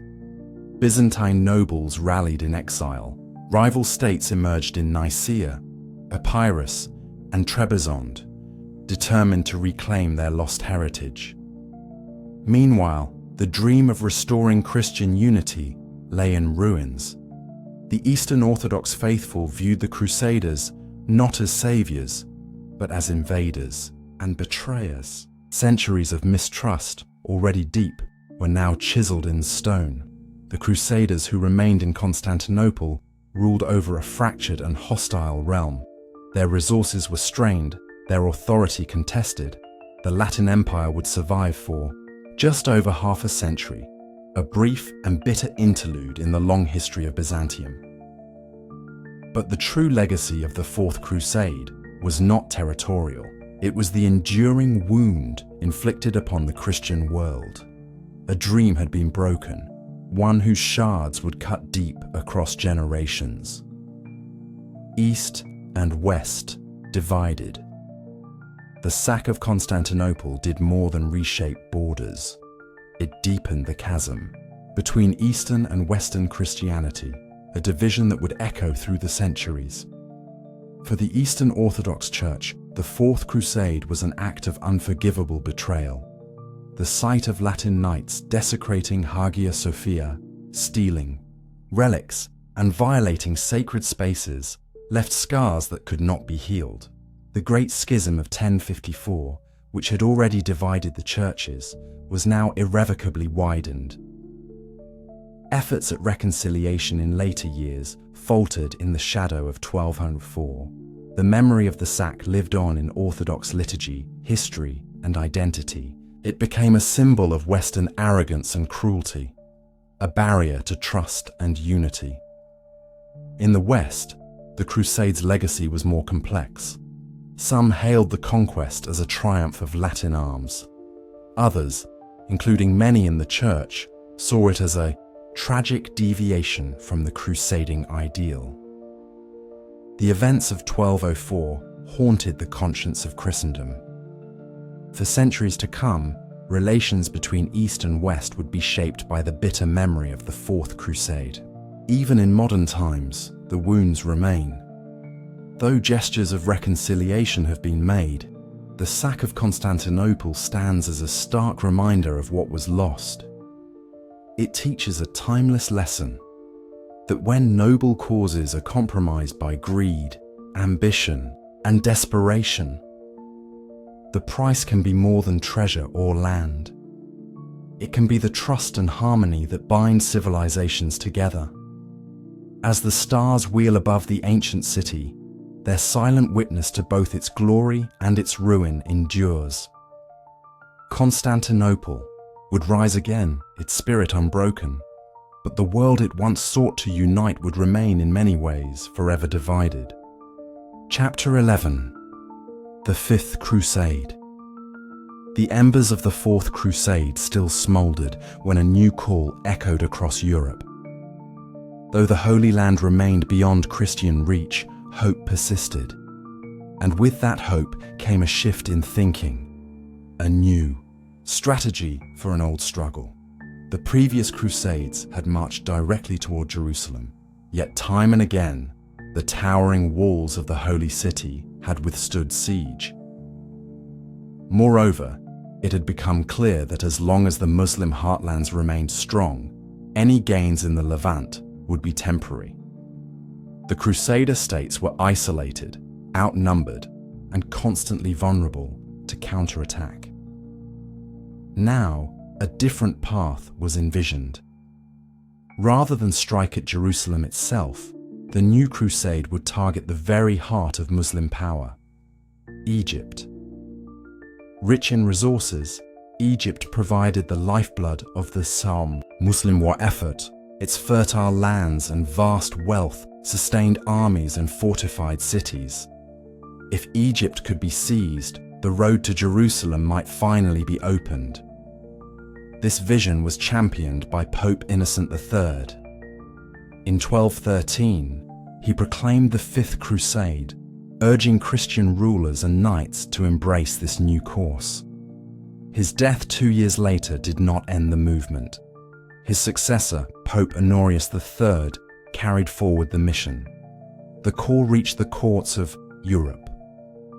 Among those who answered were King Andrew II of Hungary, Leopold VI of Austria, and a host of nobles from across the Holy Roman Empire and beyond.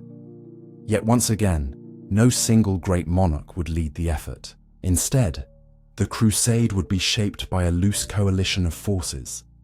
Prominent among them was the charismatic Cardinal Pelagius, papal legate and spiritual leader of the crusade.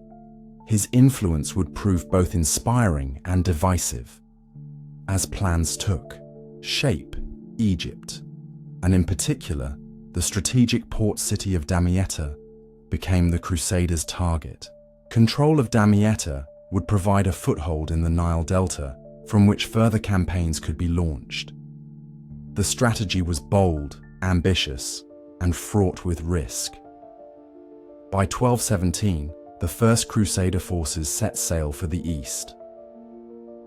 The Fifth Crusade had begun, and with it came a renewed hope that this time the course of history might finally turn.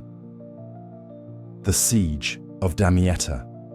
In 1218, the Crusader fleet arrived at the mouth of the Nile River, the gateway to Damietta. The city, well fortified and vital to Egypt's defenses, stood as a formidable prize. Seizing it would strike a deep blow against Muslim power. The Ayyubid Sultan, Al-Kamil, ruled Egypt at this time. Son of the great Saladin, he faced the Crusader threat with determination. Yet internal struggles within the Muslim world weakened his position.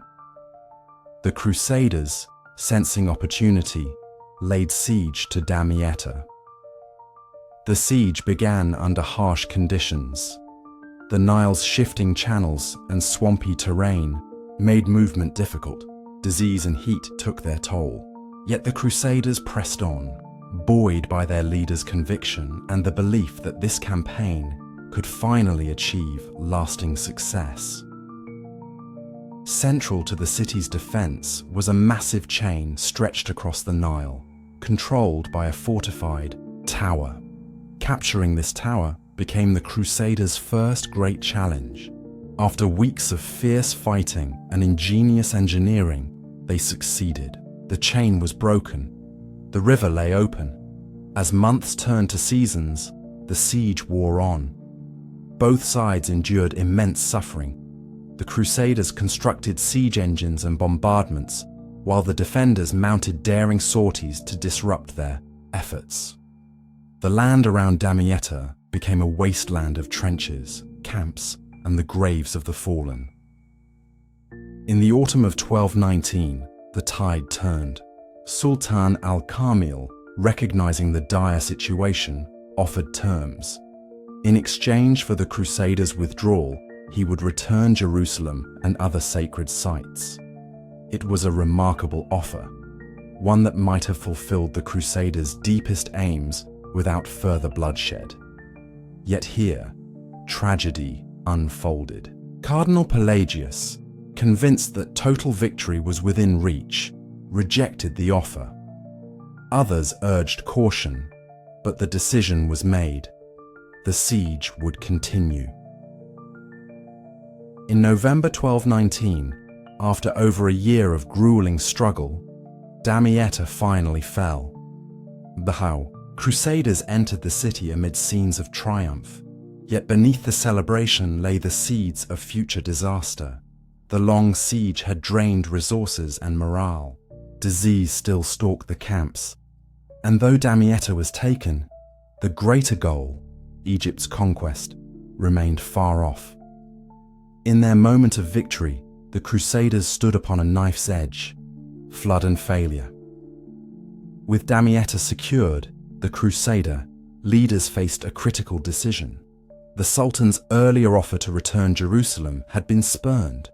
Now the question remained, how best to press the advantage? In July 1221, the Crusaders launched a campaign deeper into Egypt. Their target was Cairo, the beating heart of the Sultan's realm. Victory there, they believed, would shatter Muslim power and open the way for a renewed Christian kingdom. Yet this march would prove disastrous. The Nile, whose life-giving waters nourished Egypt, also posed a deadly threat. The Crusaders, unfamiliar with its rhythms, advanced during the annual flood season. Their movements slowed as the river rose. Soon, vast areas of the delta became impassable. Sultan al-Kamil seized the moment. Using the Nile's floods to his advantage, he ordered the dikes opened, further inundating the land. The Crusaders found themselves trapped in a watery maze. Their supply lines faltered. Horses drowned. Soldiers fell ill. Then came the counterattacks. Muslim forces, swift and mobile, harassed the stranded Crusaders. Ambushes and skirmishes sapped their strength. Panic spread through the ranks. Facing annihilation, the Crusaders sought to negotiate. This time, it was they who pleaded for peace. Al-Kamil, recognizing his position of strength, offered terms. In exchange for surrendering Damietta and withdrawing from Egypt, the Crusaders would be granted safe passage. Reluctantly, they agreed. In September 1221, the Fifth Crusade ended in retreat. Damietta was returned to Muslim hands. The long and costly campaign had come to naught. For those who had marched in hope, it was a bitter reckoning. The dream of conquering Egypt had vanished beneath the waters of the Nile. The lesson was clear. Zeal alone could not triumph over nature, strategy, or unity. An opportunity lost. The failure of the Fifth Crusade cast a long shadow. Across Europe, news of the retreat was met with sorrow and disbelief. Once more, a grand effort had ended in disappointment. For many, the rejection of Sultan al-Kamil's peace offer stood as the great tragedy of the campaign.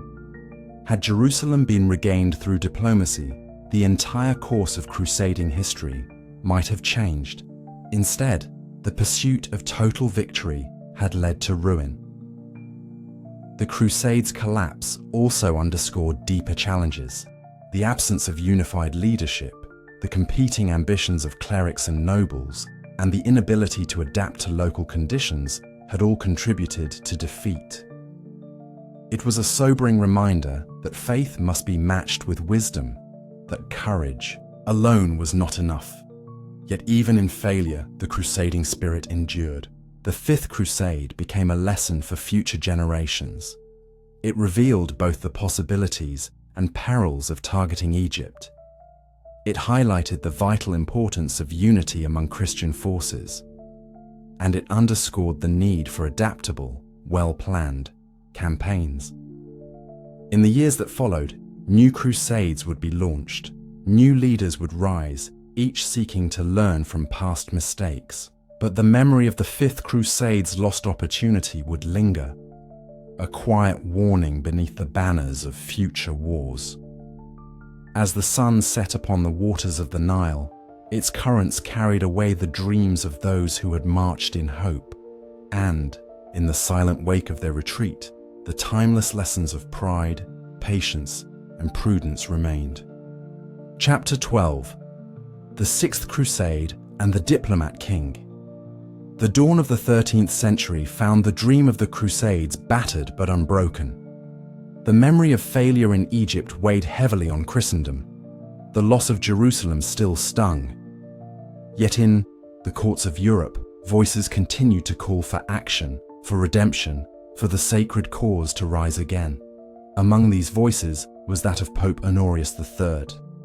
In 1215, the Fourth Lateran Council renewed the call for a crusade, and at its heart stood a singular, complex figure, Frederick II, Emperor of the Holy Roman Empire and King of Sicily. Frederick was no ordinary monarch. Raised at the glittering cosmopolitan court of Palermo, he spoke many languages, embraced science and philosophy, and moved with ease between cultures. His court was a meeting place of East and West, where scholars debated astronomy, medicine, and theology beneath frescoed ceilings. He was both a child of Europe and a ruler whose gaze extended toward the Mediterranean world. From his youth, Frederick had pledged to lead a crusade. The vow was sincere, though tempered by pragmatism and the entanglements of imperial politics. His ambition was vast. He sought not only to reclaim Jerusalem, but to expand his own dominion and secure his place in history. Yet from the outset, his path was troubled. The papacy, wary of Frederick's power and skeptical of his loyalty, placed obstacle after obstacle in his way. Political crises at home delayed his departure. Tensions with the church grew. In 1227, as Frederick finally prepared to embark, illness struck his fleet. Many ships turned back. The Pope, seeing this as yet another delay, excommunicated Frederick, branding him an enemy of the church. Most rulers might have abandoned the cause, but Frederick was no ordinary king. Determined to fulfill his vow and to outmaneuver his enemies, he sailed for the Holy Land in 1228, excommunicated and under suspicion. His crusade would be unlike any that had come before, a campaign of words more than swords. Negotiating, Jerusalem. When Frederick arrived in the Holy Land, the situation was precarious. The Ayyubid Empire, founded by Saladin, remained strong, though divided by internal disputes. Sultan al-Kamil, ruler of Egypt and a nephew of Saladin, faced threats from both rivals and Crusader forces. Frederick understood that outright conquest was unlikely. His forces were small. Many European powers distrusted him, and the papal ban shadowed his every move. Yet within this fragile landscape, he saw opportunity, not on the battlefield, but at the negotiation table. Drawing upon his deep knowledge of Islamic culture and his personal correspondence with Muslim rulers, Frederick opened talks with al-Kamil. Their exchanges were marked by mutual respect and an understanding of political necessity. For al-Kamil, a treaty with Frederick offered respite from internal pressures. For Frederick, it was a chance to achieve through diplomacy what armies had failed to secure. The negotiations were conducted with care and subtlety. Frederick's envoys, and at times the emperor himself, spoke of shared interests, of the benefits of peace, of the exhaustion of endless war. Al-Kamil, pragmatic and wise, responded in kind. In February 1229, an agreement was reached. By its terms, Jerusalem would return to Christian control, along with key sites such as Bethlehem and Nazareth. The city's Muslim residents would retain religious rights and protections. The Temple Mount would remain under Islamic administration, preserving its sanctity. It was a remarkable achievement, one secured without a single pitched battle. For the first time in decades, Christian pilgrims could again walk the streets of Jerusalem in safety. Yet the peace was fragile. The terms were controversial. Many Crusaders viewed the treaty as a betrayal, a surrender of principle for political gain. The papacy, still at odds with Frederick, refused to recognize the accord. But for the weary inhabitants of the Holy Land, it brought a welcome, if temporary, respite. Frederick's diplomatic triumph had reshaped the Crusader cause. Through patience and pragmatism, he had succeeded where armies had failed. And now, he turned his gaze toward the holy city itself. A crown without a blessing. In March 1229, Frederick entered Jerusalem. No fanfare accompanied his arrival.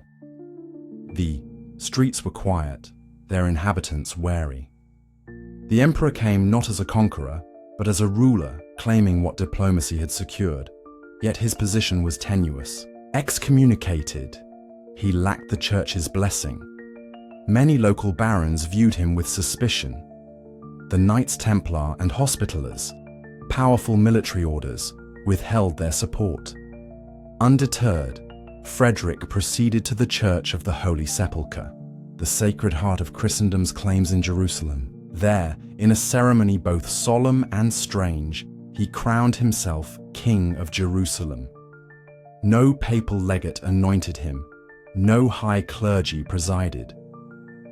Alone, with a small circle of loyalists, Frederick placed the crown upon his own head. It was an act of defiance and determination, a symbol of his unique path. The image of the emperor, crowned yet excommunicated, standing beneath the great dome of the sepulchre, captured the paradox of the Sixth Crusade. Here was a ruler who had achieved his goal, yet remained estranged from the very church in whose name he had acted. To many observers, Frederick's actions embodied both brilliance and arrogance. His mastery of diplomacy was undeniable, yet his disregard for papal authority deepened the rift between emperor and pope. Still, in the eyes of many in the Holy Land and among the ordinary faithful, Frederick's success shone brightly. Pilgrims returned to Jerusalem, churches reopened, the sacred shrines once again echoed with Christian prayer. For Frederick, the moment was bittersweet. He had fulfilled his vow, secured Jerusalem, and worn its crown. Yet the cost in political capital and spiritual standing was high. His gaze now turned westward, where further challenges awaited. A temporary peace. The peace Frederick had crafted proved fragile. The treaty's terms, though innovative, lacked broad support. Many in the Muslim world viewed Al-Kamil's concessions with suspicion. Factions within the Ayyubid dynasty pressed for reversal. In Europe, the Pope denounced the accord, undermining its legitimacy. As the years passed, tensions grew. Without unified backing from either side, the peace unraveled. In 1244, a new Muslim force, the Khwarezmian Turks, swept through Palestine. Jerusalem fell once more. The city, so briefly reclaimed, was lost again. Yet the Sixth Crusade left an enduring legacy. It demonstrated the power of diplomacy in a conflict long dominated by the sword. It showed that mutual respect and negotiation could achieve what war had not. For Frederick II, the campaign marked a pinnacle of his reign. His vision of a crusade shaped by intellect and strategy had for a time altered the course of history. Though the peace proved temporary, the precedent it set would echo in future efforts. In the broader saga of the Crusades, the Sixth stood apart. It reminded the world that in even the bitterest of struggles, there remained space for words, for wisdom, and for the fragile hope of peace. As the sun set once more over the domes of Jerusalem, the city remained, as ever, a place of longing, of memory, and of dreams. And in the quiet moments of its winding streets, the echoes of that most unusual crusade still linger. Chapter 13. Final Crusades. Fading Hopes. As the long centuries of the Crusades unfolded, a single figure emerged who seemed to embody its most spiritual hopes. A king whose faith burned with such fervor that he would dedicate his life and risk his crown to the sacred cause. His name was Louis IX of France, known to history as Saint Louis. Born in 1214, Louis was raised in a world still marked by the triumphs and failures of earlier crusades. His mother, Queen Blanche of Castile, instilled in him a deep sense of Christian duty. From an early age, Louis viewed kingship as a divine responsibility. To him, defending the church and reclaiming the Holy Land were not mere political ambitions. They were acts of profound faith. By the mid-13th century, the Crusader states clung precariously to the Levantine coast. Jerusalem, lost again in Tananai, 1244, remained beyond their grasp. The earlier gains of Frederick II's diplomacy had faded. The need for new leadership was dire. In 1248, with the blessings of the Church and the longing of his own heart, Louis took up the cross. He was not driven by personal glory or territorial greed. His aim was singular and clear: to restore Jerusalem to Christian hands. Louis prepared meticulously. He secured financing, gathered experienced commanders, and assembled one of the most formidable Crusader armies since the days of Richard the Lionheart. His plans focused on a new approach, one that echoed earlier campaigns, but carried his own stamp of faith-driven resolve. He would first strike at Egypt, the key to Muslim power. By conquering Egypt, Louis believed, the path to Jerusalem would be opened once more. In 1249, the king, clad in simple robes beneath his armor, a cross stitched upon his chest, set sail from Aigues Mortes. The ships glided across the Mediterranean, carrying the hopes of a kingdom and the prayers of a devout king. Louis's crusade was marked not only by military ambition, but by personal humility. He fasted, prayed daily, and tended to the sick among his men. His example inspired loyalty and reverence, yet even the purest devotion could not shield him from the harsh realities that awaited in Egypt. Egypt. Revisited the fleet, arrived at the Nile Delta in June 1249. The target was the strategic city of Damietta, a prize that had eluded previous Crusaders and a key to controlling Egypt's northern reaches. This time, fortune seemed to favor the Christians. The defenders of Damietta, caught off guard by the swift arrival of the Crusader fleet, abandoned the city. Louis entered Damietta in triumph, his banners raised high. The victory was hailed across Christendom as a sign that God smiled upon the king's cause. But success bred overconfidence. Louis's advisors urged caution, to wait for the Nile's floods to subside and to strengthen supply lines before advancing. Yet the king, driven by righteous zeal, pressed forward. The goal was Cairo, the seat of the Ayyubid Sultanate.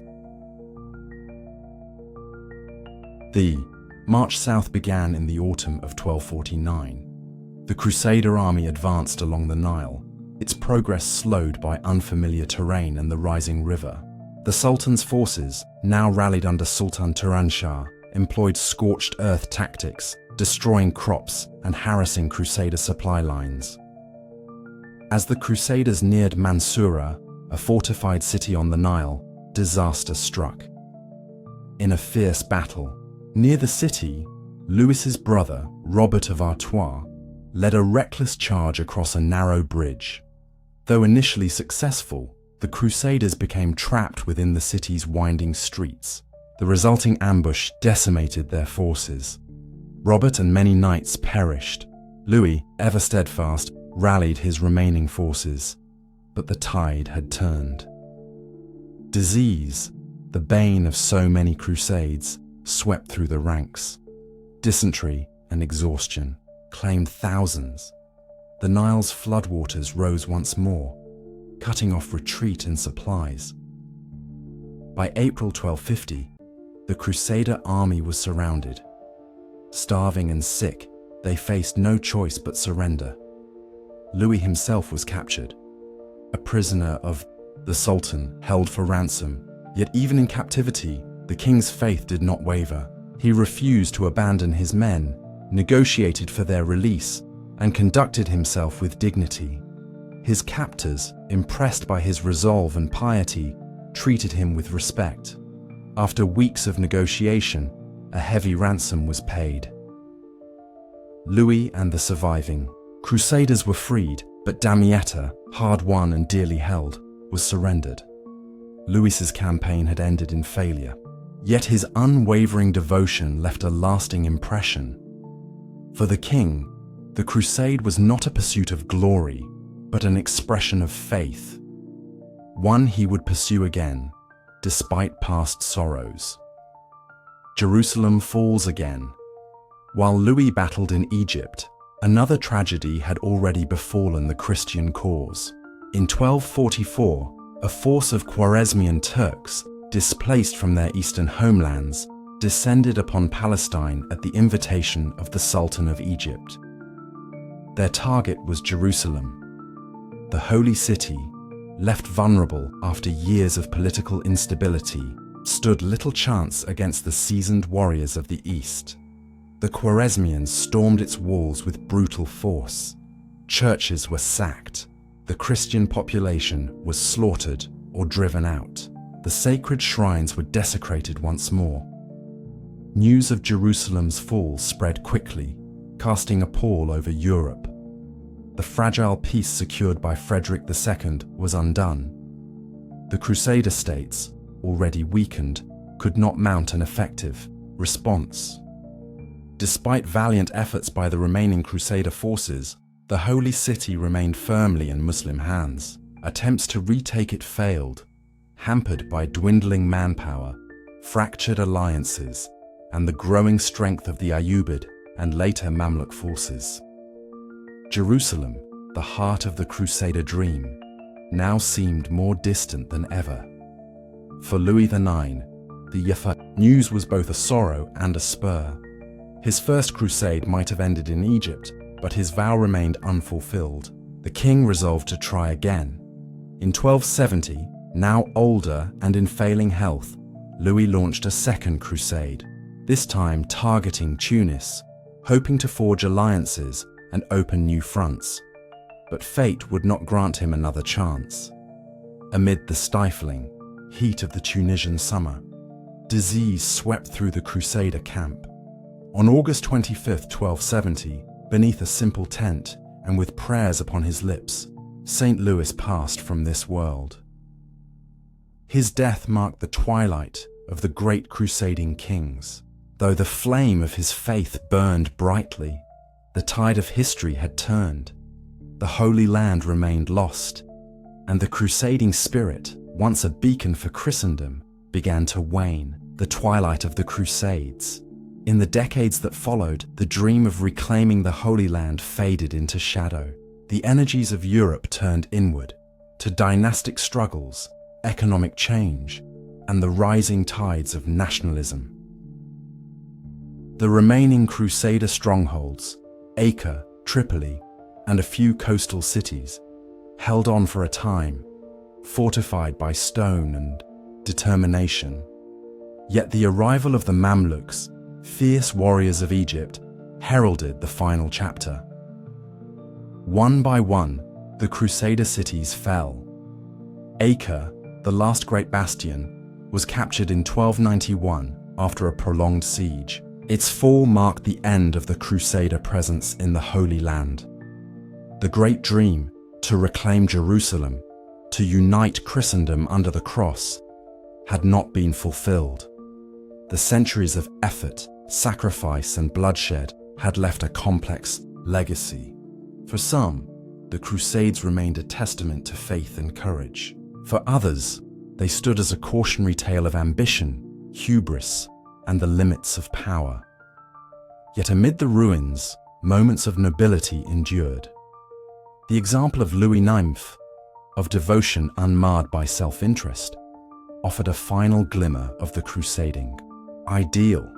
His canonization as St. Louis preserved his memory as a king who sought not conquest, but service to a higher cause. As Europe moved into the late Middle Ages, the era of great crusades faded into history. The age of knights sailing for Jerusalem became the stuff of song and story. But beneath the fading banners, the echoes of hope, of loss, and of faith remained. The Holy Land, once the center of Christendom's longing, would forever bear the marks of that long, turbulent age. And in the soft winds that whisper through its ancient stones, one can still hear the distant footsteps of those who had dared to dream of reclaiming it. Chapter 14. The Last Crusaders. The dream of the Crusades had once burned bright. For nearly 2 centuries, kings and commoners alike had sailed eastward beneath the cross, driven by visions of Jerusalem and a longing to walk in sacred footsteps. But as the 13th century wore on, that dream began to dim. The Crusader states had shrunk to a fragile line of cities along the Mediterranean coast. The Holy Land seemed farther away than ever. Yet the crusading spirit did not vanish. Instead, it turned inward, redirected by the Church and by rulers seeking to harness its power for new ends. No longer was the call to arms focused solely on distant Jerusalem. Now, crusading energy was used to fight heretics in Europe, pagans in the Baltic, and even rival Christian powers. The language of holy war, once reserved for the East, now echoed across the lands of the West. In southern France, the Albigensian Crusade was launched against the Cathars, a Christian sect condemned as heretical. The campaign, waged with brutal fervor from 1209 to 1229, saw entire towns destroyed, populations slaughtered, and a culture nearly wiped away. Here, the lines between faith and politics blurred. Noble ambitions mingled with papal decrees. The holy cause became a tool of conquest and control. Further north and east, new crusades were proclaimed against the pagans of the Baltic. The Teutonic Knights, joined by forces from across Germany and beyond, fought to convert and conquer the peoples of Prussia, Lithuania, and Livonia. Castles rose along the icy rivers.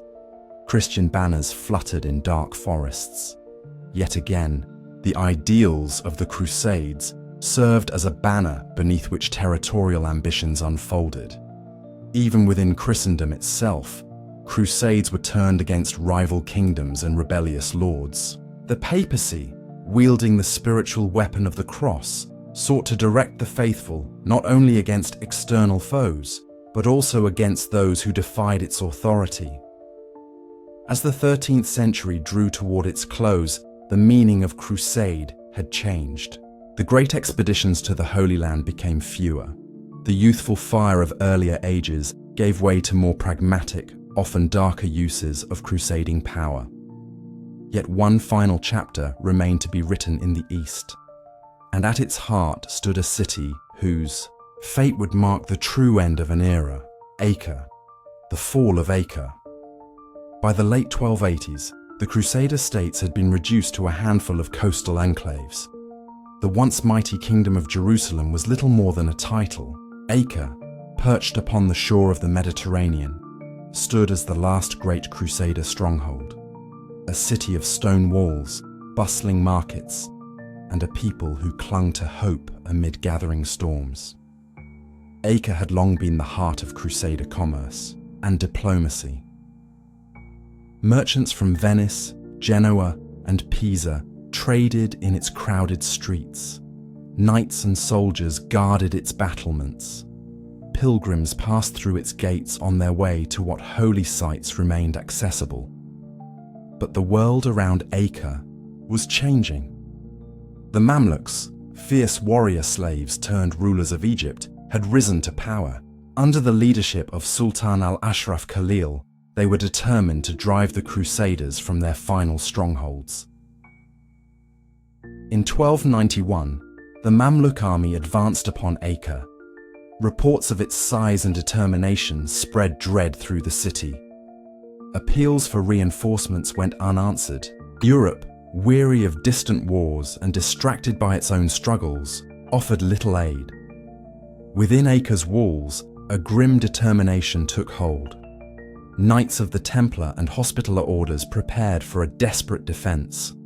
The city's citizens, a mix of merchants, artisans, and refugees, braced for the coming siege. In April 1291, the Mamluks encircled the city. Siege engines hurled stones against the walls. Tunnels were dug beneath the towers. Arrows darkened the sky. The defenders fought with valor, but the weight of numbers and the relentless assault wore them down. By May, the outer walls were breached. Street by street, Acre became a battleground. The Templars made a final stand at their fortress, refusing to surrender even as the city crumbled around them. Their resistance delayed the inevitable, buying precious hours for civilians to escape by sea. Yet the end could not be denied. On May 18th, 1291, Acre fell. Flames consumed its buildings. The surviving defenders were slain or enslaved. The last Crusader stronghold in the Holy Land was lost. News of Acre's fall spread swiftly across Europe.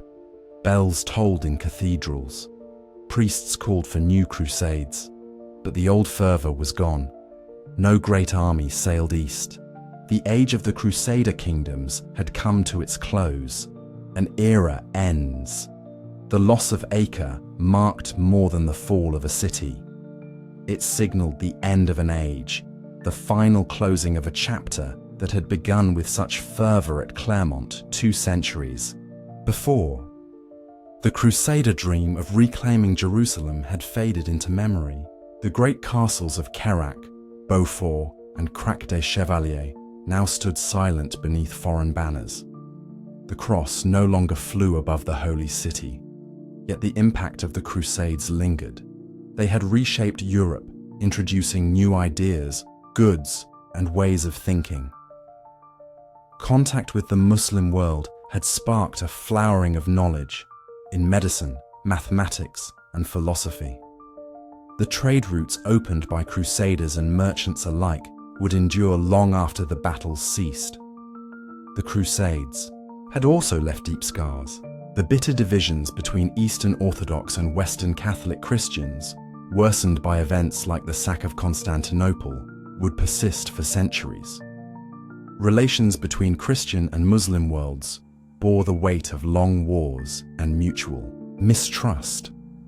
And within Europe itself, the Crusades had changed the very fabric of society. The rise of military orders, the strengthening of royal power, and the centralization of church authority all bore the mark of those distant campaigns. Yet, as the 14th century dawned, a new world was taking shape. The Renaissance stirred in Italy's cities. Commerce thrived. The age of exploration loomed on the horizon. The Crusades, once a defining cause of Christendom, became a chapter in the great unfolding story of history. The warriors who had sailed for Jerusalem now lived on in song and legend. The tales of Richard the Lionheart, Saladin, St. Louis, and countless others passed from mouth to ear, from parchment to page. The Crusades had ended, but their echoes would endure. Echoes through time. The legacy of the Crusades is complex, a tapestry woven with threads of faith, ambition, courage, and tragedy. In Europe, the Crusades became a source of both pride and reflection. The chivalric ideals they inspired found voice in the romances of knights and the solemn vows of new orders. Yet, alongside these stories of heroism came darker tales of greed, betrayal, and the costs of holy war. In the Muslim world, the memory of the Crusades was preserved with equal intensity. The defense of Jerusalem, the victories of Saladin, and the enduring spirit of resistance became central to cultural identity. The scars of conflict and the stories of loss passed down through generations. Between East and West, the Crusades left a legacy of both connection and division. They brought cultures into contact, fostering exchanges of knowledge and trade. But they also deepened divides, sowing mistrust that lingers to this day. In the modern world, the Crusades continue to resonate. They are invoked in political rhetoric, explored in scholarly works, and reimagined in popular culture. They remind us of the power of belief, both to inspire great deeds and to fuel destructive passions. And they offer lessons still relevant in our own time.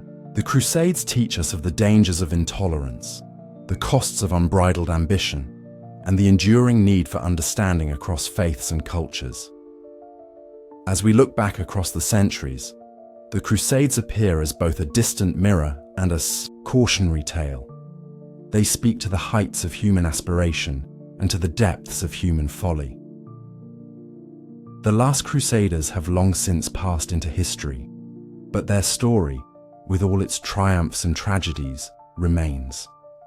A story of a world once gripped by a dream of holy war, a story whose echoes still shape the world we know today. Chapter 15: The Rise of the Military Orders. In the early years of the Crusader states, the lands of the Holy Land were a tapestry of triumph and uncertainty. The walls of Jerusalem had been won with blood and faith, but beyond them, danger lingered. The roads teemed with threats. Bandits preyed upon pilgrims. Muslim forces harassed fragile Christian outposts. A sense of vulnerability weighed heavy upon the hearts of those who had come so far. Out of this need, something new emerged. A fusion of warrior and monk, of sword and cross. The age of the military orders had begun. The idea was both simple and profound, that men could dedicate their lives not only to God, but to the defense of his earthly realm. They would take vows of poverty, chastity, and obedience, like traditional monks. But instead of retreating to cloisters, they would don armor and bear arms. Their monasteries would be fortresses. Their prayer would be paired with the clash of steel. Among the first of these orders were the Knights Templar. Founded in 1119, the Templars began as a small brotherhood dedicated to protecting pilgrims on the road to Jerusalem. Their white mantles, emblazoned with a red cross, would soon become one of the most recognizable symbols of the Crusades. Led by Hugues de Payan, the early Templars gained the support of King Baldwin II of Jerusalem and the Church itself. In 1129, the Council of Troyes formally recognized the order. With papal backing and royal patronage, the Templars grew rapidly, drawing knights from across Europe. Not long after, the Hospitallers, originally the Order of St. John of Jerusalem, evolved from a charitable brotherhood into a military force. Founded to care for sick and wounded pilgrims, the Hospitallers soon took up arms to defend those they served. A third great order, the Teutonic Knights, would rise later, founded by German Crusaders in 1190. Though their early focus lay in the Holy Land, the Teutonic Order would later turn its gaze to the Baltic, becoming a dominant force in northern Europe. These military orders fused piety with steel. They lived under strict monastic rules, prayed in solemn chapels, and rode forth to fight in the name of Christ. They answered not to kings, but to the Pope and their own Grand Masters. Their presence transformed the Crusades and the very fabric of medieval Christendom. Defenders of the Holy Land. As the military orders grew in number and influence, they became the backbone of the Crusader states. No longer were the fragile Latin kingdoms reliant solely on the arms of passing lords or temporary crusading armies. Now, they had permanent defenders, disciplined, trained, and unwavering. The Templars established a network of preceptories and commanderies across Europe and the Holy Land. These centers provided both manpower and financial support. The orders, wealth gained through donations and land grants, allowed it to field formidable forces. The Hospitallers, likewise, expanded their role. While maintaining their hospitals and charitable works, they built strongholds, trained knights, and garrisoned key cities. Their black mantles, marked with a white cross, became a familiar sight on the battlefields of the East. Together with the Teutonic Knights and smaller orders, such as the Order of St. Lazarus and the Order of the Holy Sepulchre, these warrior monks became a vital part of Crusader defense. They built castles at strategic points, guarded roads, and led sorties against Muslim forces. Their discipline and training often made them the most reliable units in the field. In battles such as the defense of Acre, the military orders played pivotal roles, holding walls and countering assaults with grim determination. Yet with power came ambition and controversy. The orders amassed vast wealth and influence, sometimes rivaling that of kings and bishops. Their independence, while a source of strength, also bred tension with secular rulers and the church hierarchy. Accusations of arrogance, corruption, and political meddling dogged the orders. The Templars, in particular, would face growing suspicion in later years, their secretive rituals and immense resources fueling dark rumors. Still, for decades, the military orders stood as pillars of the Latin East. They carried the crusading spirit forward, even as broader enthusiasm waned. Their castles and courage provided a bulwark against the rising tide of Muslim resurgence. In the shadow of these stone walls, amid the prayers and the clash of arms, the military orders carved a legacy that would outlast the Crusades themselves. Castles of stone and faith. The military orders understood that to hold the Holy Land, they needed more than valor. They needed fortresses. Across the hills and valleys of the Levant, they raised castles of stone and faith, monuments to their resolve. Among the most famous was Crac des Chevaliers, a towering bastion in modern-day Syria. Originally built by the emirs of Homs, it was seized and expanded by the Hospitallers in 1142. With massive walls, deep moats, and layered defenses, Crac became nearly impregnable, a true masterpiece of medieval military architecture. Perched upon a ridge, the castle commanded the surrounding lands. Its towers housed both warriors and chapels. Its halls echoed with the prayers of knights preparing for battle. For decades, Crac withstood siege and storm, a symbol of Hospitaller strength. Another great fortress was Montfort, the stronghold of the Teutonic Knights. Nestled in the hills of Galilee, Montfort served as both a military base and the Order's headquarters in the Holy Land. Its elegant design blended function with beauty, a place where the ideals of knighthood and faith were lived out amid stone and sunlight. The Templars, too, left their mark.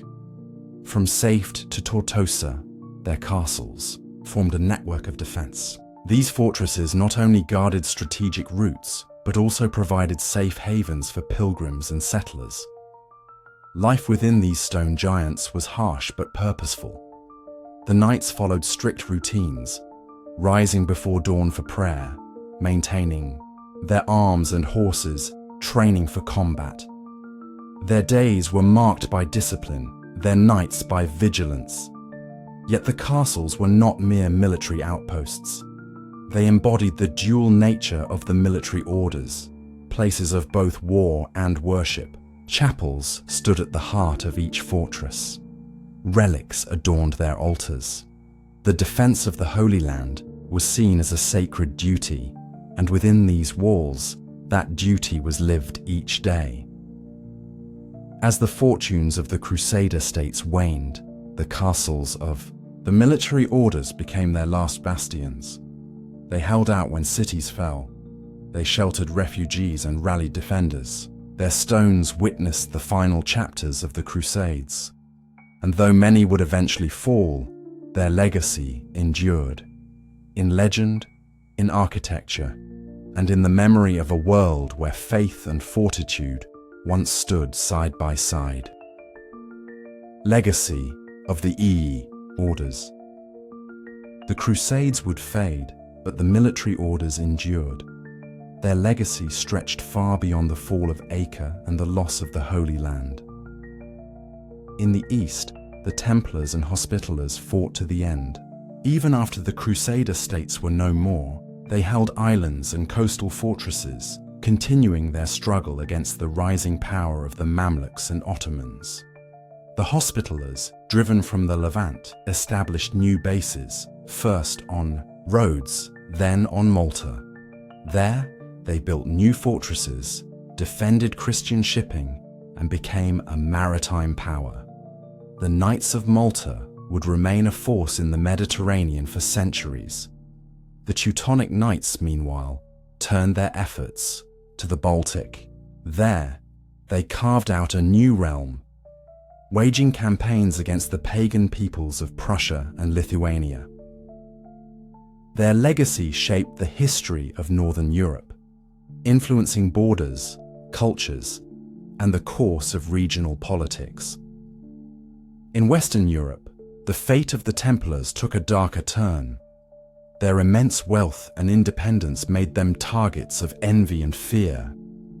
In 1307, under pressure from King Philip IV of France, the Templars were arrested, accused of heresy, and subjected to brutal trials. In 1312, the order was officially dissolved by the Pope.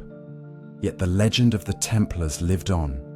Tales of hidden treasures, secret rituals, and lost knowledge captured the imagination of generations. Even today, their name evokes mystery and intrigue. The broader impact of the military orders was profound. They had shaped the conduct of war, pioneered new forms of administration, and influenced the ideals of chivalry. Their example inspired later orders, from the Order of the Garter to the Order of the Golden Fleece. Beyond Europe, their legacy touched the wider world. The castles they built, the roads they guarded, and the alliances they forged left lasting marks on the lands they once defended. And perhaps most enduringly, the military orders embodied a vision of knighthood fused with faith. A vision that, for all its flaws and contradictions, spoke to the highest aspirations of their age. As the centuries passed, the world changed. The Middle Ages gave way to the Renaissance. The era of Crusades faded into history, yet in the stone walls of old fortresses, in the crosses carved upon ancient chapels, and in the stories passed from generation to generation, the spirit of the military orders remains. A testament to a time when knights rode for more than land or gold, when they rode in all their imperfect humanity, for God and for a dream that spanned both earth and heaven. Chapter 16. Crusader Life in the Latin East. In the years after the First Crusade, a new world began to take shape along the sun-baked shores of the eastern Mediterranean. The Crusader states, the Kingdom of Jerusalem, the County of Tripoli, the Principality of Antioch, and the County of Edessa, rose from the ashes of conquest. But these were no simple extensions of Europe. They were something different. Fragile, layered societies where East met West, where faith mingled with pragmatism, and where daily life unfolded beneath the long shadow of war. For the Crusaders who settled in the Latin East, this was a land of both wonder and challenge. The landscape itself was unfamiliar. Olive groves and arid hills, date palms swaying. In warm breezes, the scent of spices drifting through narrow streets. The sun seemed brighter here, the stars closer, the sea a deeper blue. Yet it was also a land of contrasts. The Crusader states were Christian realms carved into the heart of the Muslim world. Their rulers owed allegiance to European kings and the Pope, yet their neighbors, and often their subjects, were Muslim, Jewish, and Eastern Christian. The population of these new states was a rich tapestry of peoples and faiths. Europeans formed the ruling class, nobles, knights, and churchmen who had come in search of salvation, wealth, or adventure. They brought with them their feudal customs, their laws, and their language. Yet they were a minority. Surrounding them were Armenians, Greeks, Syrians, Arabs, and Jews, the long-standing inhabitants of the region. These communities did not simply vanish in the wake of Crusader conquest. Instead, they remained, sometimes resisting, sometimes cooperating, always adapting. The result was a society marked by both tension and exchange, a place where Latin lords might employ Arab scribes, where Frankish knights might dine on local dishes, and where pilgrims from distant lands might hear a dozen tongues in a single market. Life in the Crusader states was one of uneasy coexistence. The divisions between communities ran deep, shaped by centuries of faith and history. Yet in the daily rhythm of life, in trade, in marriage, in the simple needs of survival, those divisions sometimes blurred. Here, in this strange new world, the faithful of many creeds shared the same sunlit streets. Kingdom of Outremer. At the heart of this new world stood the Kingdom of Jerusalem, the jewel of the Latin East. Founded in the wake of the First Crusade, it became both a spiritual beacon and a political experiment, a land where Western feudalism was grafted onto an ancient Eastern soil. The kingdom was ruled by a monarch, advised by a council of nobles and churchmen. Its lands were divided among lords, barons, and military orders, each with their own castles and estates. But beneath this noble class lay a complex society of merchants, artisans, farmers, and pilgrims. Life for the ruling elite was marked by a blend of martial vigilance and courtly ritual. Castles dotted the hills, their stone towers rising above the countryside. Within their walls, knights trained and feasted, their banners fluttering in the desert winds. The court of Jerusalem itself was a place of ceremony, where alliances were forged, disputes settled, and the ideals of Christian kingship displayed before the world. Yet beyond the castles and courts, the daily life of the kingdom pulsed with quieter rhythms. Merchants from across Europe and the Middle East flocked to the ports of Acre and Tyre, their ships laden with goods, silks, spices, glassware, and precious metals. Markets bustled with activity. Caravanserais welcomed traders and travelers. The flow of commerce bound the Latin East to a wider world. Artisans, both local and European, plied their trades in the cities. Farmers, many of them Eastern Christians or Muslims, tilled the land, providing the food that sustained the kingdom's fragile hold on the region. Fields of wheat and barley rippled beneath the sun. Olive trees and vineyards yielded their fruits. The rhythms of the land endured, even amid the uncertainties of war. Pilgrims remained a constant presence.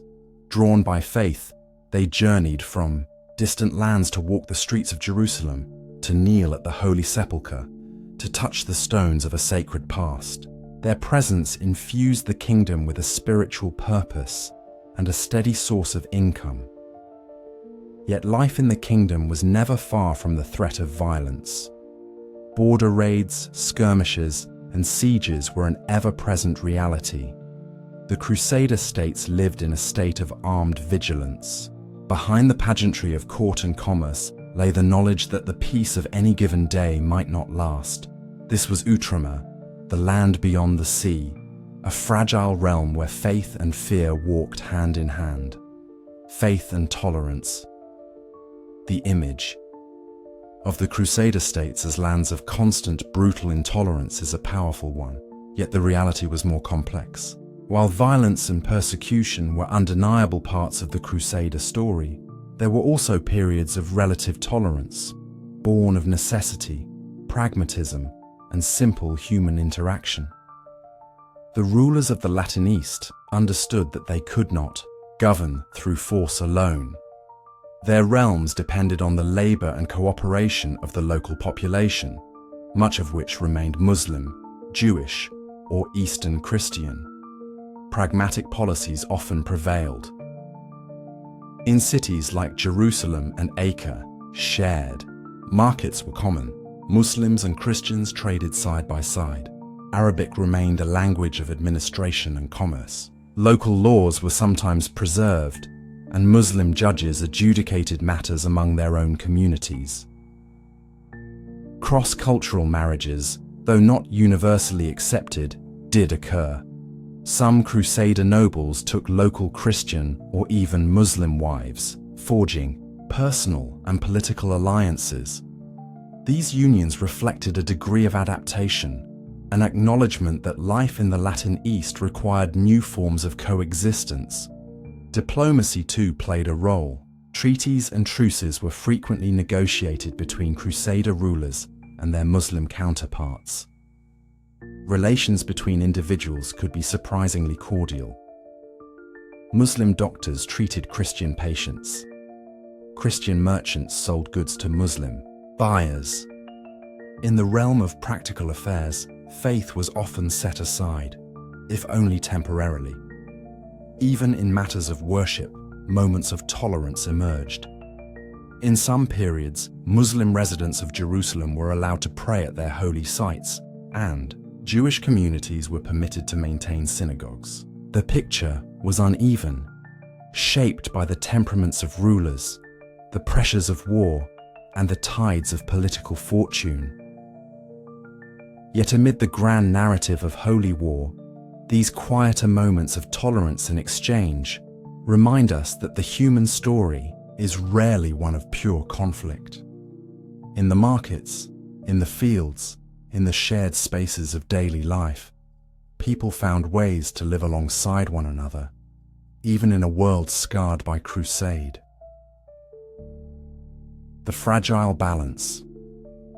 For all its moments of coexistence, the world of the Crusader states was built upon a fragile balance, one that could be shattered at any moment. Beneath the surface of daily life, the threat of siege, conquest, and collapse was ever present. The Latin East was a collection of isolated enclaves surrounded by powerful Muslim states. Its survival depended on a delicate web of alliances, fortifications, and military vigilance. The castles that dotted the landscape were not merely symbols of power. They were lifelines. Behind the walls of places like Crac des Chevaliers, garrisons kept constant watch. Scouts patrolled the borders. Armies could be called to muster at a moment's notice. The very geography of the region, with its mountains, deserts, and narrow coastal plains, made warfare a constant threat. Even within the cities, fear lingered. The sound of distant drums could empty a marketplace.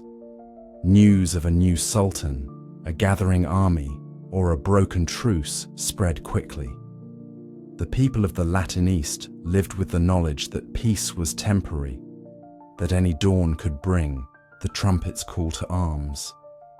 This constant state of readiness shaped the culture of the Crusader states. Fortification was a way of life. Faith became intertwined with martial duty. The spiritual and the military were fused in the ethos of the military orders, whose knights prayed and fought in equal measure. And yet, for all their vigilance, the Crusaders knew that time was against them. Each generation saw their borders shrink, their allies falter. The great dream of a lasting Christian kingdom in the East was fading. By the late 13th century, the balance had tipped. One by one, the Crusader cities fell. In 1291, with the loss of Acre, the last great bastion of the Latin East was gone. But, for a time, for 200 extraordinary years, the Crusader states had stood.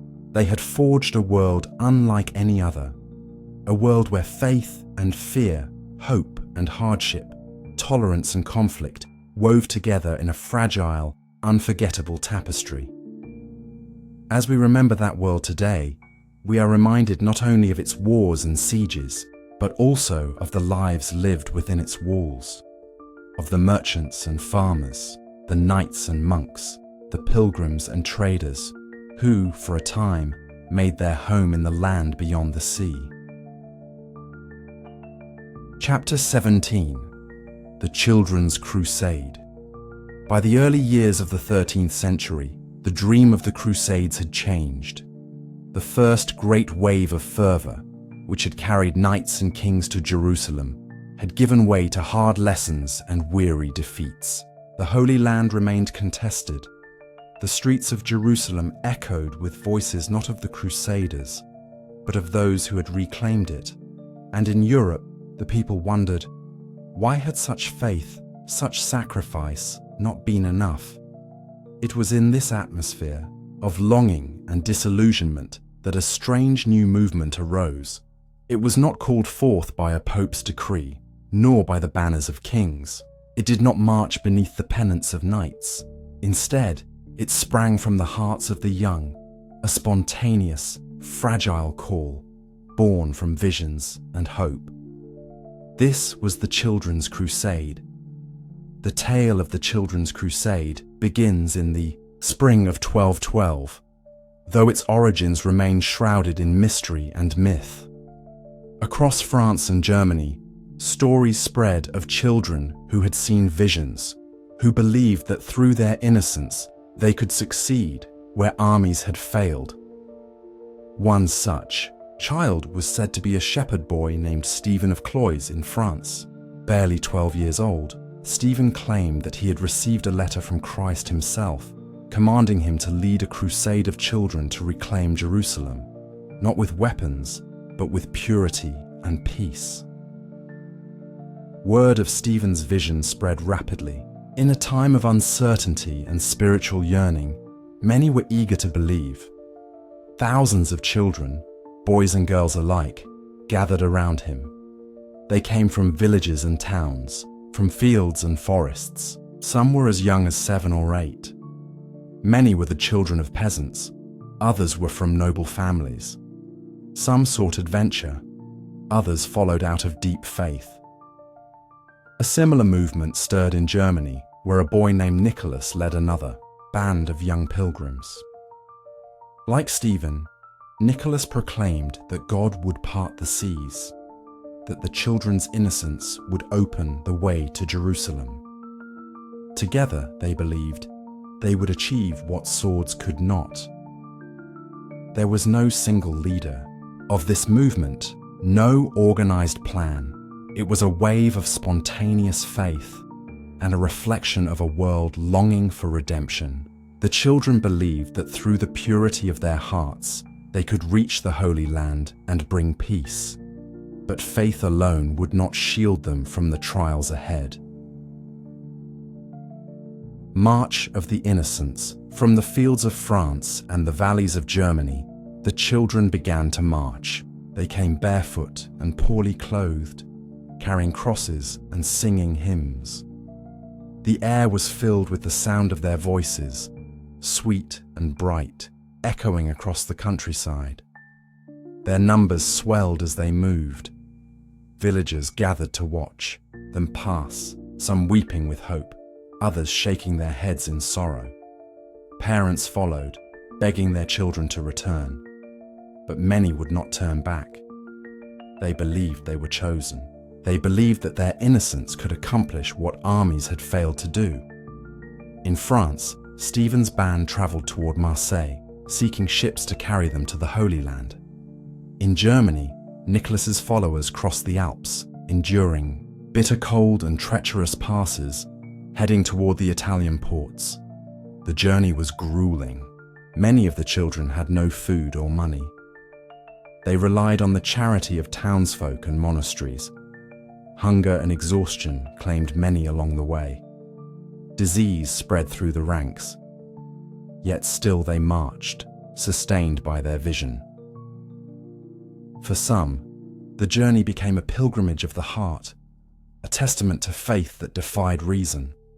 For others, it became a grim trial, marked by suffering and loss. The younger ones often fell behind, too weak to continue. Some were abandoned. Others were taken in by compassionate strangers. As they neared the coasts, the harsh reality of their endeavor became clear. No great miracle parted the seas. No divine hand opened the way to Jerusalem. they were met not by the ships of salvation, but by merchants and opportunists. In Marseille, unscrupulous shipmasters offered to transport Stephen's followers. The children, desperate and trusting, accepted. In Genoa and Pisa, Nicholas's band faced a similar fate, yet not all found ships. Many were turned away, left to wander the streets, lost and far from home. The journey that had begun with such radiant hope was about to descend into tragedy, betrayal, and loss. For those children who boarded ships in Marseille, the promised voyage would not lead to the Holy Land. The captains who welcomed them were driven not by faith, but by greed. As the ships set sail, the children sang and prayed, their hearts lifted by the thought that they would soon walk in Jerusalem. But after days at sea, the truth became clear. The ships sailed not toward the east, but toward North Africa. There, in Algiers and Alexandria, the children were sold into slavery. Their innocence had made them easy prey for those who trafficked in human lives. Torn from one another, they vanished into distant markets. Few would ever return. Those who remained behind in Europe fared little better. Nicholas's German followers, denied passage across the sea, faced the harsh reality of winter in foreign lands. Many succumbed to hunger and illness. A few were taken in by sympathetic families or returned home with the aid of kind strangers. But for most, the journey ended in sorrow and despair. News of the Children's Crusade spread across Europe, carrying with it a wave of grief and reflection. Parents searched in vain for lost sons and daughters. Bishops and chroniclers lamented the tragedy. The movement, born of pure faith, had become a tale of betrayal and loss. The Holy Land remained distant. The children's vision of peace had been consumed by the harsh world of men. A cautionary tale. In the centuries that followed, the story of the Children's Crusade became a haunting symbol, a tale told in monasteries and marketplaces, in sermons and in song. It was a story of faith misdirected, of innocence betrayed, of the human heart's yearning for redemption, and its vulnerability to folly. For some, the Children's Crusade was a cautionary tale about the dangers of untempered zeal. It showed that good intentions, when untethered from wisdom, could lead to ruin. For others, it was a parable of the world's cruelty, of how innocence, in a fallen world, is too easily exploited. The truth of the Children's Crusade is layered in myth and history. Some scholars question the exact details, the numbers, even the names. Yet the core of the story endures, because it speaks to something deeper than fact. It reminds us of the fragile beauty of faith, and of the need to guide it with compassion and care. It speaks of the innocence of youth, and how that innocence can shine so brightly and be so easily darkened by the world. In the end, the Children's Crusade did not change the fate of Jerusalem. The Holy City remained beyond their reach, but their story entered the greater tapestry of the Crusades, a poignant, sorrowful thread amid the banners and battles. As we reflect on this chapter of history, we remember the voices of those children, the songs sung on dusty roads, the prayers whispered beneath starlit skies, the dreams carried across mountains and seas. And we remember that even in the grand sweep of history, it is the smallest voices, those of the innocent, the hopeful, that can echo the loudest, long after the banners have fallen and the armies have marched away. Chapter 18. The Crusades Through Muslim Eyes. When the first waves of Crusaders arrived in the Levant, they seemed to many in the Muslim world like a storm from distant, unknown lands. Strange warriors clad in iron, driven by fervent faith, descended upon cities and towns, claiming them in the name of a cause unfamiliar to the peoples of the East. In 1096, when the First Crusade began its march toward Jerusalem, the Muslim world was not unified.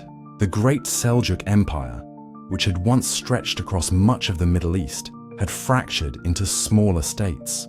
Local rulers, more concerned with their own power than with distant threats, were unprepared for what was to come. News of the Crusaders' advance spread slowly at first. Rumors of a vast host of Franks, as the Crusaders were called, reached the ears of Muslim leaders, but the true scale of the invasion was not fully grasped. To many, these foreign warriors seemed a temporary nuisance, unlikely to pose a lasting threat to the established powers of the region. But that perception would soon change. As the Crusaders stormed through Anatolia, captured Antioch, and laid siege to Jerusalem, the reality of their intentions became painfully clear. These were not passing raiders. They had come to stay. For the Muslim peoples of the Levant, the fall of Jerusalem in 1099 was a shock of profound magnitude. The holy city, revered in Islam as the site of the Al-Aqsa Mosque and the Dome of the Rock, had been taken by foreign forces.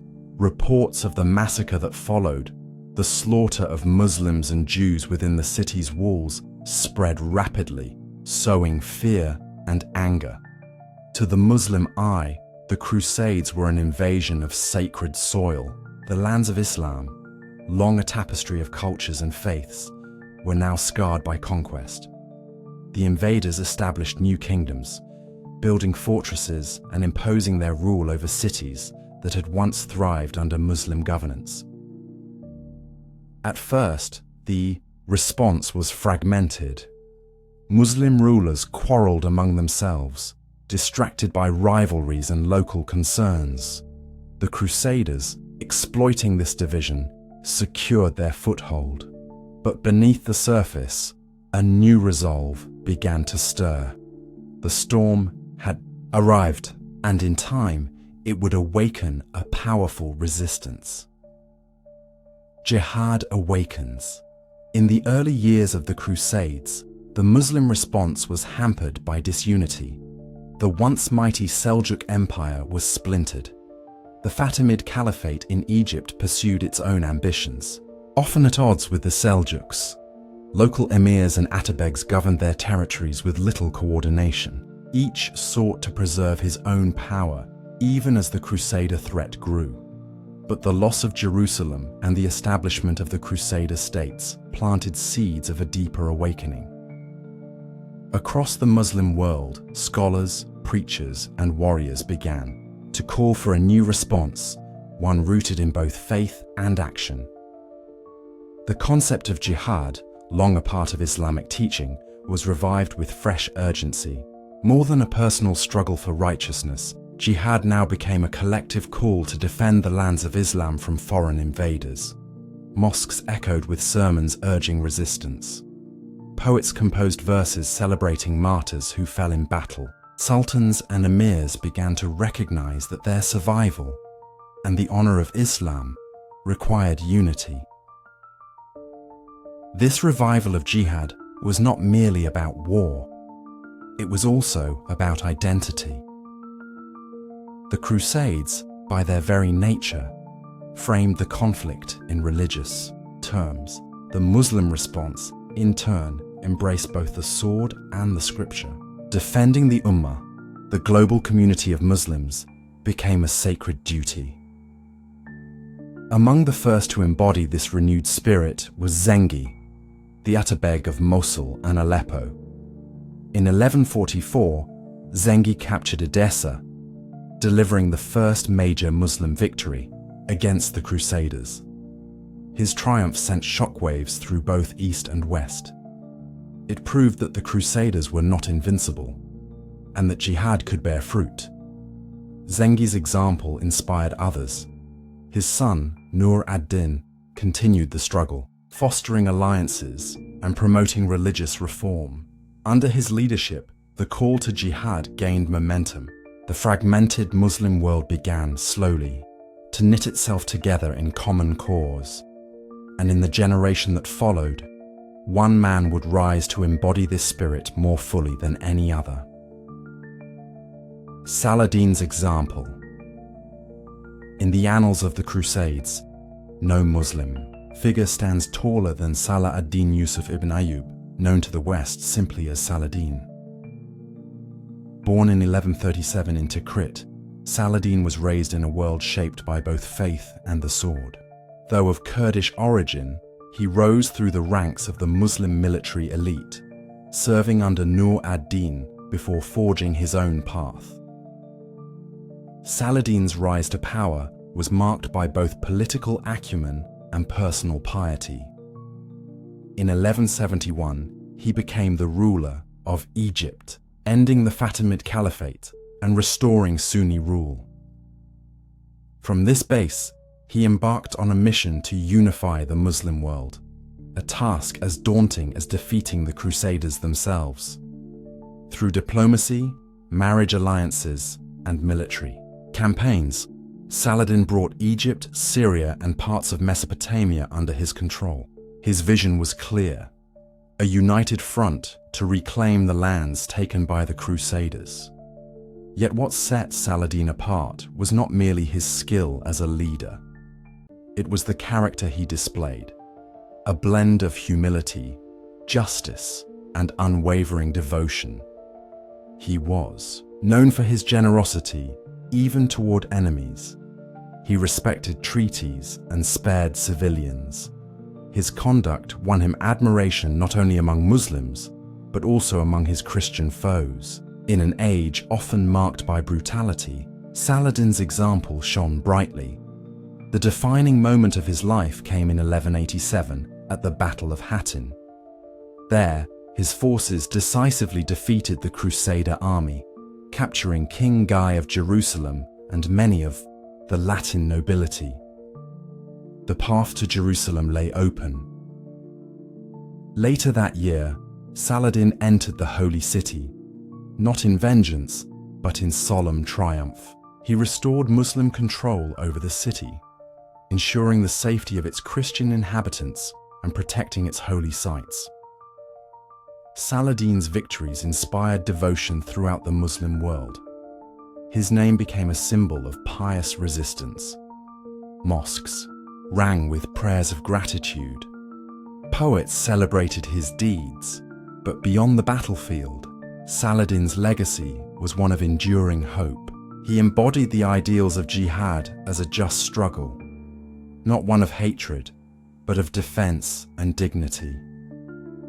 His example would echo across centuries, shaping the memory of the Crusades in Muslim hearts and minds.